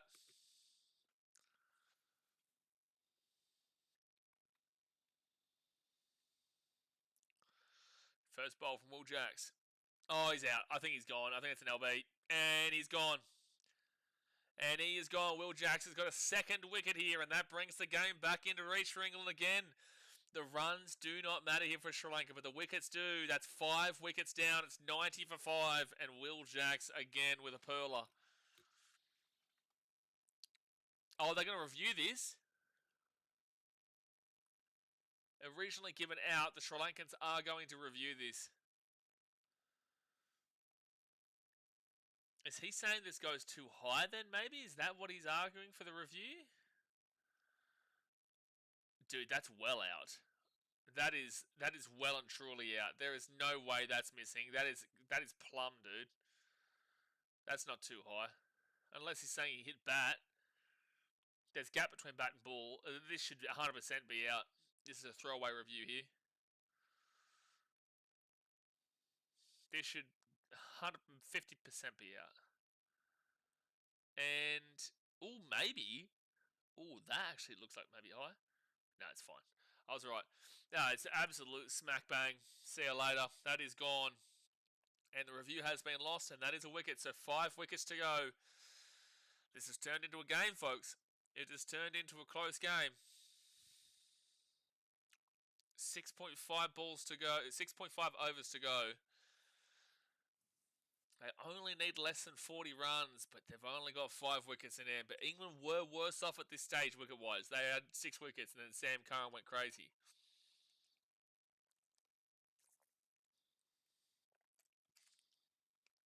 Actually, do I have a video coming out tomorrow? Tomorrow... I was meant to have that video come out. I was meant to have a different video come out with the NRL current draft, but I'm going to do a lot more editing on that before I can put that out.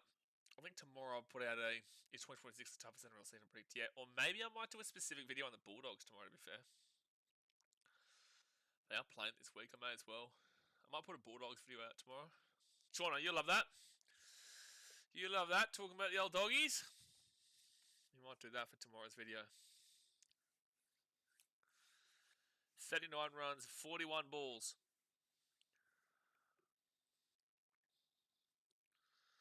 And it's going to be Dunith Wellalage. He's got his best is 45. If he gets that, they win this game.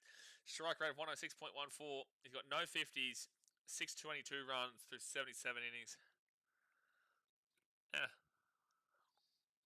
That'll be a dot ball. 39 or 41. Yeah, I don't know why they reviewed that, man. That was a really pointless review. It was always going to be out for sure. Never a chance outside of that. Looks like a hair. That will be another dot ball. Will Jacks has been clearly their best bowler so far. Hopefully we just give up with Test cricket. Yeah, might watch some of that. We might actually beat you. Oh, Seb, for some reason those comments didn't come through for ages, so I've only just seen them come through. As it gets, mate, get off. Yeah, I don't know why they reviewed that. We don't actually play you, Seb, but... Oh, that might be another wicket. That might be another wicket. No. It'll be a dot ball. We don't actually play you, but also... I don't think so. I really don't. I think that a full-strength Australian team beats you. If you're basing it off of that Pakistan series, then you're lacking the context of who was playing in that series. You know, we didn't have half of our guys. As we spoke about before, there are only 4 players that played all 3 games that will actually feature in our World Cup squad. 4 of them played all 3 games. And that was guys like Cooper Connolly, inexperienced. Cameron Green needed it and was actually our best batter throughout. We saw... Who was another one? Who was another one that played all 3 games?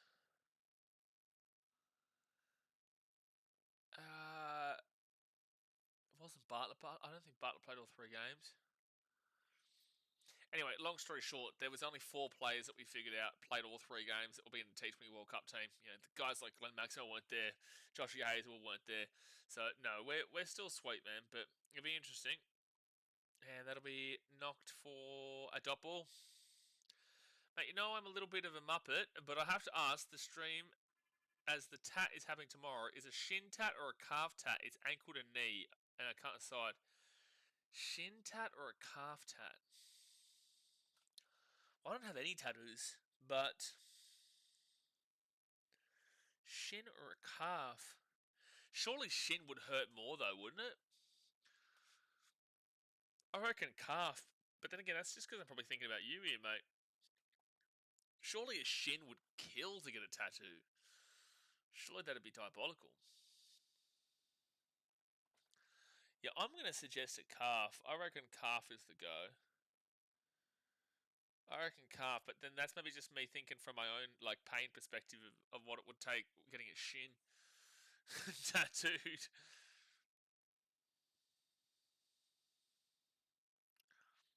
So Large on 1, Leonardo on 13. It's 91 for 5 through 14. Oh, they'll be nicked in behind just for a single. They'll be pretty happy with that. 37 off of 35. They're still well and truly in the advantage here, Sri Lanka. Still well and truly in the advantage.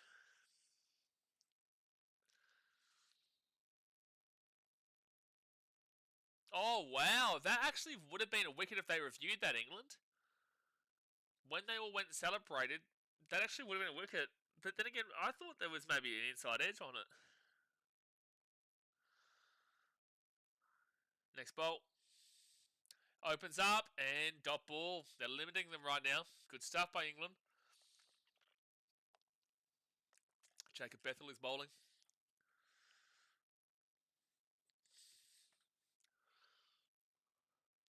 I got the right one done today. Yeah, not for me. In regards to smiling through it. Oh, that will go back past him. Will it go over the boundary? No, they will get 2 runs though. They will get 2 runs. 35 from 33. This is a really interesting chase here. This is going to be real interesting.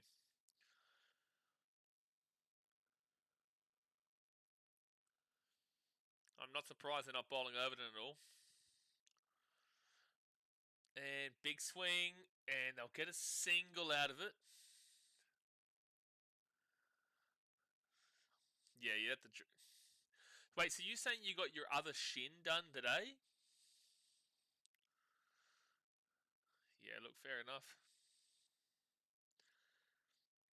So for the new Titan season, I am intrigued by the new Titan season. I think there's a lot of positivity going around the club right now, but there's also a lot of positivity that goes around the club every season. I would say I am intrigued. I don't know if I can say it in a positive or a negative tone right now. I need to wait and see. I still have a few disagreements with how this team is probably going to line up, but I don't think we'll come last. I'll put it that way. I don't think that we'll come last, but there is also every chance that we do. Oh, there's trouble. No, he'll get back. So we dot ball 34 from 31. 34 from 31.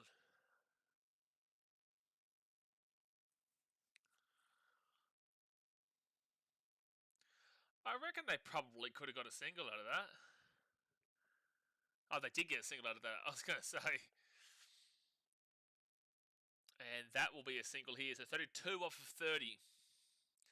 And off that over from Bethel, 2, 3, 4, 5, 6 runs off of the over. Sri Lanka are happy with it. They're happy with a boundary here and there. And then just to punch these singles through to keep them well and truly in it. This will come down to the final over.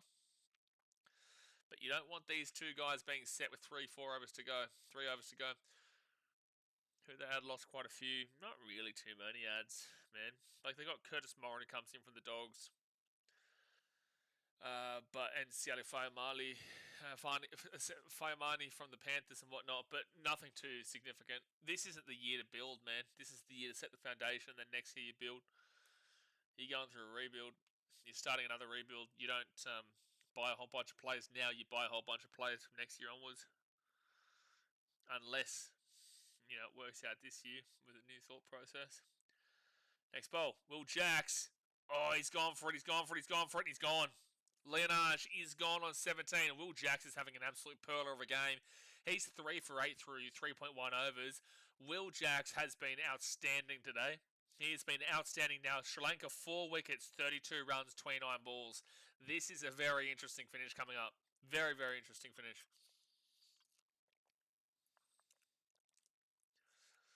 This is a very interesting finish coming up. Yeah, he has tried to keep that down. He didn't want that to go up. But Jacob Bethel will catch that one, and Will Jacks has been absolutely outstanding. 4 wickets. Runs don't really matter, but the 4 wickets do. Surely Sri Lanka don't throw away a 128 chase. Surely not. Surely not. A 128 chase should be done. So to get league back. Yeah, well, I hope you've been watching the last couple of videos that I put out, Seb. Today I put out a video of the players to watch for this week's preseason trial games with the Bulldogs, Knights, Cowboys and Dragons. That's on this Saturday. And yesterday I put out a one player from every team that will break out this year. And I also did 2 risers and 2 fallers in the NRL Premiership race this year. So 2 teams that will fall and 2 teams that will rise at the table a couple of days ago. So if you haven't watched those yet, plenty of videos to get back on track with. Okay, next bowl. And it will be a dot ball. Geez, Will Jacks has just been outstanding. His bowling has been brilliant. 32 from 28 needed. Like a boundary just... A boundary gets him over the line. A couple of boundaries get him over the line. Oh, he's gone for a swing. But that's going to be a boundary single.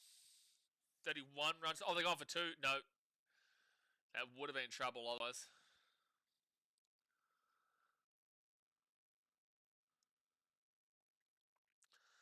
$31 of 27. They're about to get past the 100 mark. Good crowd here, though.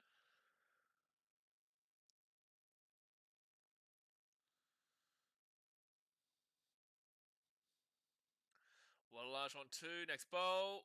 And... oh, that should be 2. Could be 4. Oh, it's amazing fielding from Bethel. Amazing fielding to stop a boundary there. So it's going to be 29 runs off 26 balls. They're just keeping in touch with that ball count, man. At least they don't have those 2 set batters by the 17th over. They don't have that. So England will fancy themselves with that. But again, 29 from 26 should be very doable here for Sri Lanka. Regardless of the 4 wickets. Oh, that's not... That's smash through. Again, good fielding from Bethel. He's been great today. 2 runs, though. 27 off of 25. Oh, boy. Here we go. Here's the chase, lads. Here's the chase. Wise fans won't like that video. Sounds like a them problem. Broncos fans won't like that video. But I think Broncos fans will understand where I'm coming from. I think they'll understand where I'm coming from. Waz fans won't like it, but that's also not my problem. There'll be a single there, so 103 for 6 through 16 overs. There'll be 6 runs off of the over from Will Jacks, 3 for 14 through 4. He's clearly been England's best bowler. He's been incredible. An economy of less than 5, about 4.7 or so. Very, very good. Very, very good there. I think Warriors fans don't want to acknowledge the inconsistencies and the problems they had with last season.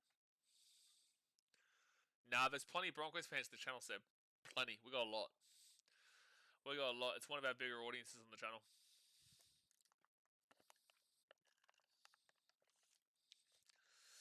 But the thing is, you can't win with those kind of videos. No matter what you say, there will be a fan base that gets pissed off.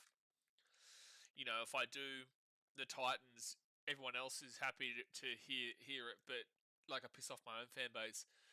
If you do, you know, if you do anyone, you're going to get heaps of criticism regardless. You can't win, so that's why you just have to do it. And that's why it's not easy being a content creator. If you care a great deal about what people have to say about your opinion, don't do this. Don't create a channel if you care. Like, I acknowledge and I appreciate everyone watching, but at the end of the day, if I've got an opinion, like, I'm not... if you're going to tell me I'm a dickhead for having an opinion, I'm not going to give a shit.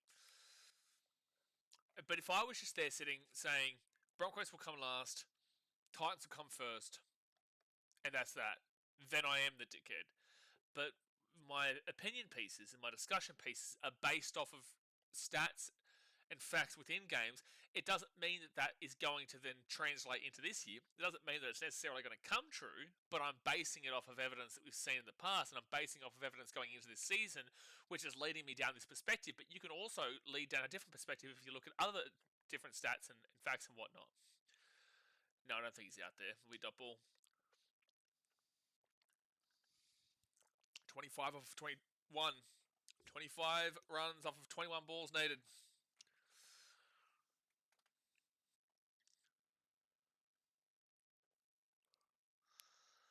Next ball. And they'll get a single, so 24 off of 20.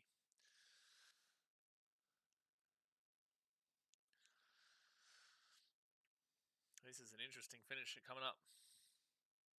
I don't even know why they even celebrate that. That was not even close. 3.2 overs to go. Rashid, only 2 runs off the over. And made that 3 runs off the over, maybe 4. Nope, just single. 23 off of 19. Who's going to be the one to get the boundary, though? Surely it's going to be Large, but who's going to be the one to get the boundary here to really bring Sri Lanka back in this? Need to watch the other videos for my super coach to do. Yeah. There are a couple of haymakers. There are a couple of absolute haymaker shouts, but also I see a lot of improvement from certain players that are brought up. If they get a 6, I feel like Sri Lanka wins this game. If there is a 6 at any point from this point onwards, I think Sri Lanka wins this game. If there's 2 4s, I've got Sri Lanka winning this game. Boundaries are just so crucial right now. And that will get knocked in behind. This should be 2 runs. And they will get 2 runs out of it. So 1 away for 6. 21 runs off of 18 balls. Hit that thumbs up button, subscribe. We've got an exciting finish here in Palakeli Stadium in Sri Lanka. Exciting finish here. Seb, I'll tell you, I think Dave's a trap. I think Dave Feeder's a trap. I think Dave has all the potential in the world to be the best Supercoach player this year. He has such an unlimited amount of points in him. But the media has never been truthful, and they've never told you about the injuries that he's going through on a significant level. And I feel like he's still going to have those injuries there. Even though I do think it is a re-breakout year from Dave, I just don't think it's consistent enough for Supercoach.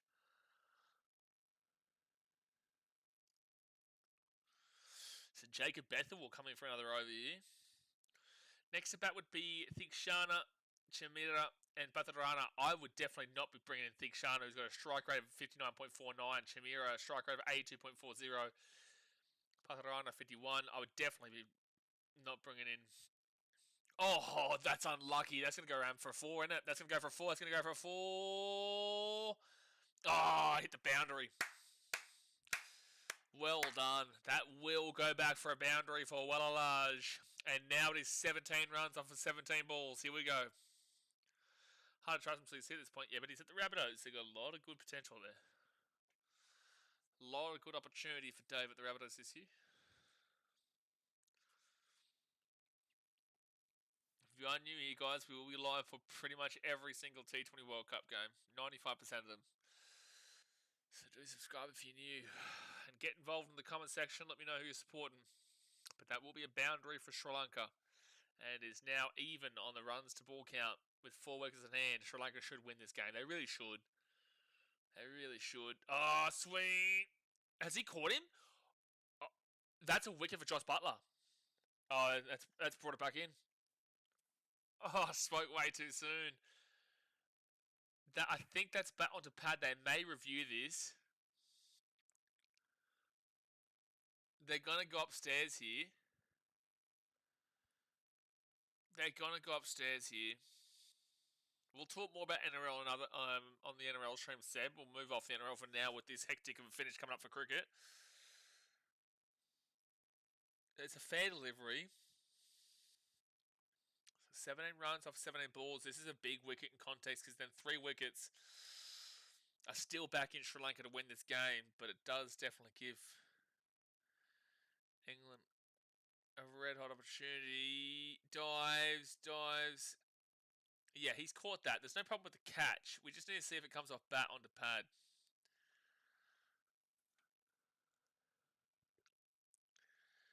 Okay, here we go. Here we go. Oh, yeah, definitely. It's 100% a catch. He's definitely out. He's 1,000,000% out. Catch is cleared. There's the wicket. 3 wickets to go. England need 3 wickets to win. Sri Lanka needs 17 runs from 16 balls. He's out. 17 from 16 is required. Wellalage is gone. That was the guy that got that boundary just before. Oh, it's Wellalagi. Wellalagi is how they pronounce it. Sorry, Wellalagi is what they're saying in the commentary. 9 off 14 for him. Bethel gets the wicket. Bethel has had a good game, not batting wise, but fielding wise, amazing. Bowling wise, he gets this. This is terrible if they can't chase this down. This is terrible from both teams, but if they can't chase this down, it's even more embarrassing, yes.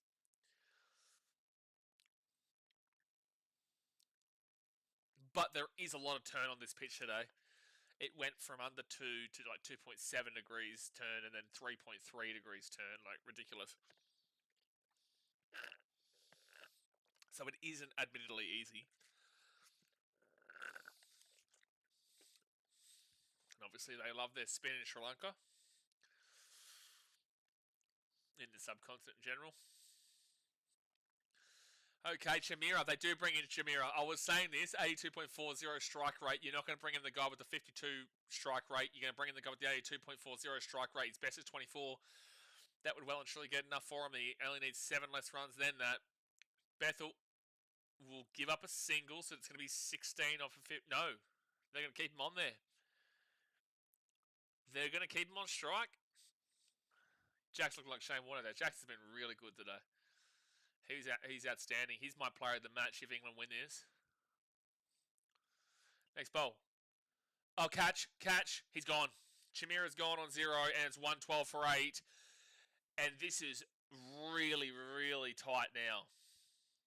This is really, really tight stuff now. I can't believe Sri Lanka are throwing this away. 17 from 15. They've got 2 wickets in hand. Again, they still should get it.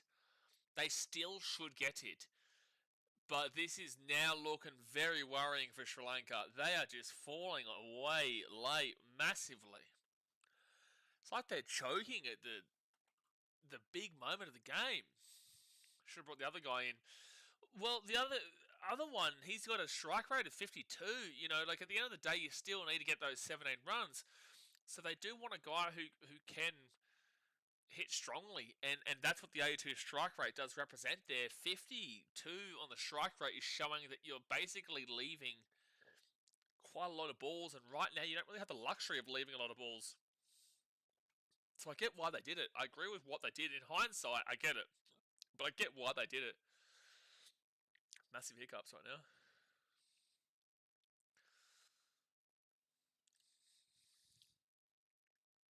For mine, they still just need that one more boundary. I still think they get the job done if they just get the one more boundary. So Mahesh Thikshana with a 59 strike rate, is what I should say. His best is 14, 94 runs, 76 matches. Deary me, this is a big worry. I picked the Pumleys because I'm a tardy. Harden up, lads, and win the game. It's going to be close, man. It's going to be close. The runs are still very, very doable. It's just the wickets that are a worry.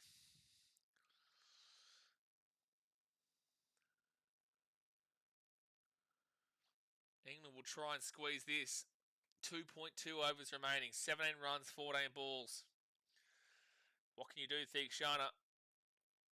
And they will get a single out of it, which will put Shanaka back on strike. And that's why you should have made the run. I don't think you have the luxury at this point to not be taking the run. You know, like there's 2 balls remaining in the over. Why are you not taking... Oh, sorry, 3 balls remaining in the over. Why is he not taking the single? Then he gets out the next one. This isn't great cricket overall, but it's a great game to watch. Yeah, agree, Tatted. I 100% agree. Next ball.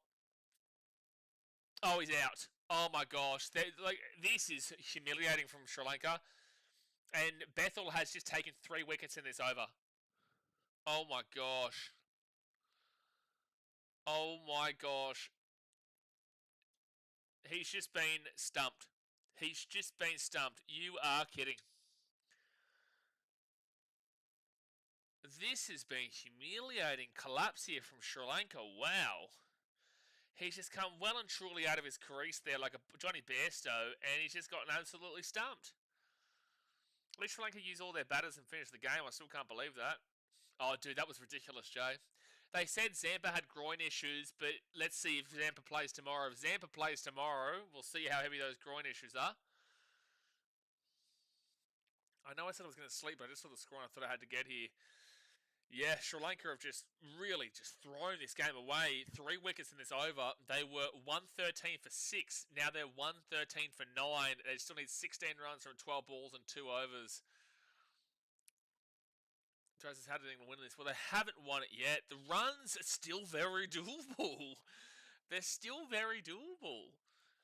But it's just Sri Lanka have just completely choked here. They've just completely choked here. They need a boundary, dude, now. They really, really desperately need a boundary here. 16 runs, 12 balls. Dawson comes in for a bowl. He's 1 for 23 through 3 overs. At least he's been relatively expensive. 7 14 21, 8 16 24. Roughly around the high 7s to the 8 economy. Okay, so Patharana is in, but Theekshana on strike, and it will be a... Oh my gosh, don't do it. They nearly just got run out. It's a single. 15 runs with 11 balls.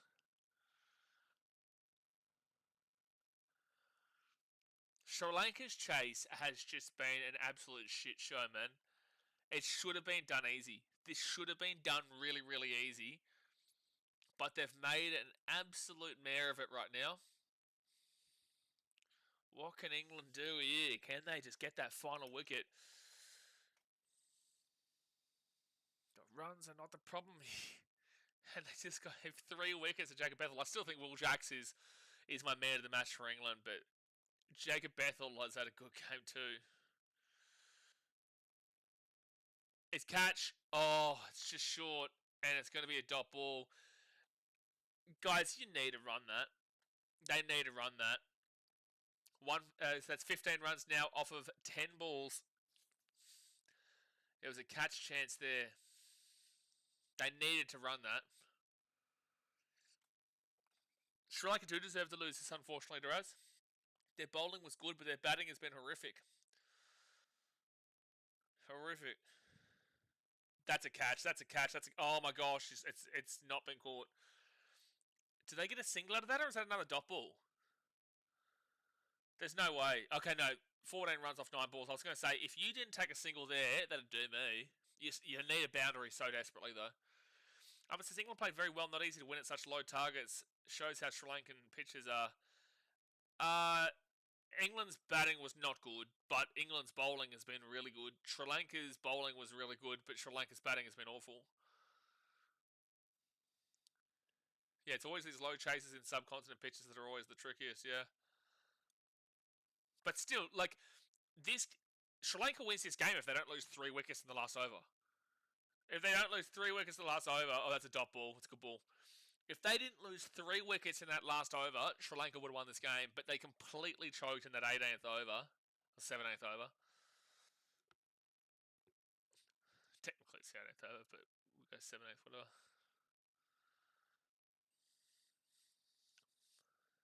14 runs from 8 balls. They need a boundary. Big swing, big miss. And 14 runs off 7 balls. This kind of matches are very good, though. I hadn't thought England would pull this. I don't think anyone did, man. This looked well and truly gone for England. Even up into the 17th, 18th over. Even up. That 3-wicket haul from Jacob Bethel just completely turned this game. Sri Lanka was still well and truly in the advantage. 4 wickets in hand, 3 overs to go. You're thinking Sri Lanka will still get this with only 15 runs needed, and next minute they're 14 runs with 7 balls and 115 for 9. So Dawson, 1 for 25 through 3.5. This has been a great over here, and it will be another dot ball. These guys aren't even gone for it. Honestly, I don't understand it. You need to just whack right now. You need to swing. If you get out, you get out. Like it's not your fault, really. You can't blame Theekshana and Patharana. You can blame them though if they're just going to sit there, hog the strike, and knock over swings. If you get out, you get out. But at the end of the day, the only way you're going to win this game still is if you go and swing here. You need to swing. So 14 runs off of 6 balls. 13 runs would tie the no. Yeah, 13 runs would tie the game. If you're Sri Lanka, you'd just be absolutely spewing that you've given this opportunity right back to England. And now 14 runs off the final over with these two guys is pretty impossible. You just need a swing here. If you get out, you get out. Bethel, if he picks up the final wicket, I think he's gone. No, they're going to... Oh, he's gone. He's gone. They're going to review it. They'll review it. They'll review this. This is going to be weird. This will be interesting. This will be interesting. They're going to review it. Otherwise, it's just a single. It's 13 runs off of 5 balls.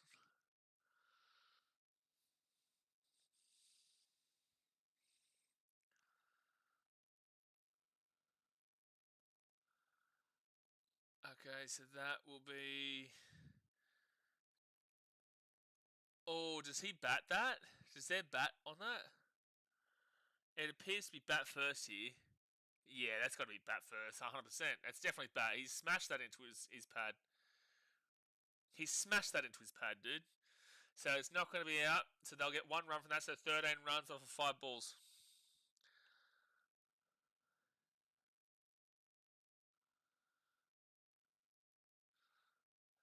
Okay, so yeah, England knew that wasn't out. A couple of you called that. So 14. Why? Oh, so no, it is. But why is that a dot ball? They got a single out of it. So it's 14 runs off 5 balls. I swear they got a single from that just then. Why do they suffer for that?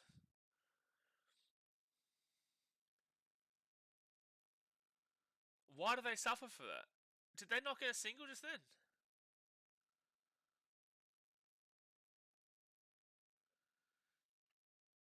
Next ball. And it will be a single. So it's going to be 13 runs needed off of 4 balls. Had a quick doze, but sort of still here. That is the way. But unfortunately, that's the rule. If the umpire gives it out, even if it ran away for 4, leg by's not counted. Yeah, fair. It is very stupid. I don't know how they suffer for that.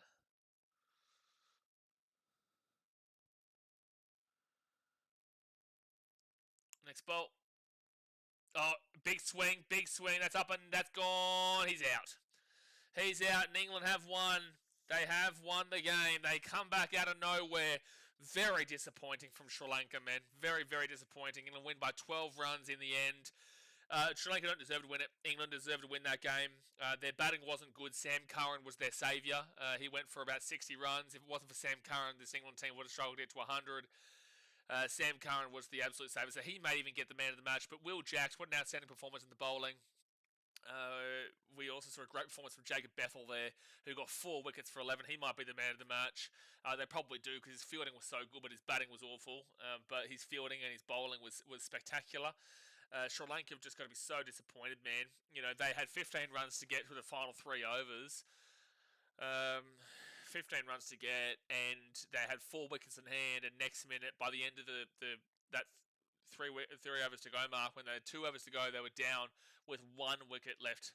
You know, it's just a completely thrown away game. A completely thrown away game from Sri Lanka. England did well to fight their way back into it. England deserved this win. Again, I'd probably say my top 3. Number 1 would be my number 1 player. I probably would have to go with Bethel because his fielding was outstanding. Stopped a couple of good 4s, and also got the 4-wicket haul. Second, I'd probably go with Sam Curran, and then the third would go to Will Jacks. But I can understand if Sam Curran gets it because it was so top tier. Not a great game overall. A highly competitive game that came down to the wire.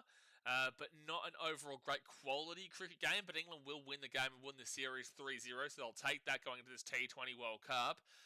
But they've got a lot of work to do going into this T20 World Cup with a performance like that. But at the end of the day, a win is a win. And that is the end of the game. So, guys, I will see you tomorrow as India will be playing against South Africa in a T20 World Cup warm-up match. We'll be live for that one. And then on Thursday, we'll be live for Australia versus the Netherlands in a T20 World Cup warm-up match. And then the T20 World Cup starts on Saturday, which is going to be absolutely massive. So, guys, obviously hit that like button, subscribe if you're new around here. I hope you really did enjoy this stream. We will see you tomorrow for India versus South Africa in the T20 World Cup. Congratulations, England, for the win here and for the 3-0 series win. And we will see you tomorrow. Thanks for watching. Catch you later. See ya.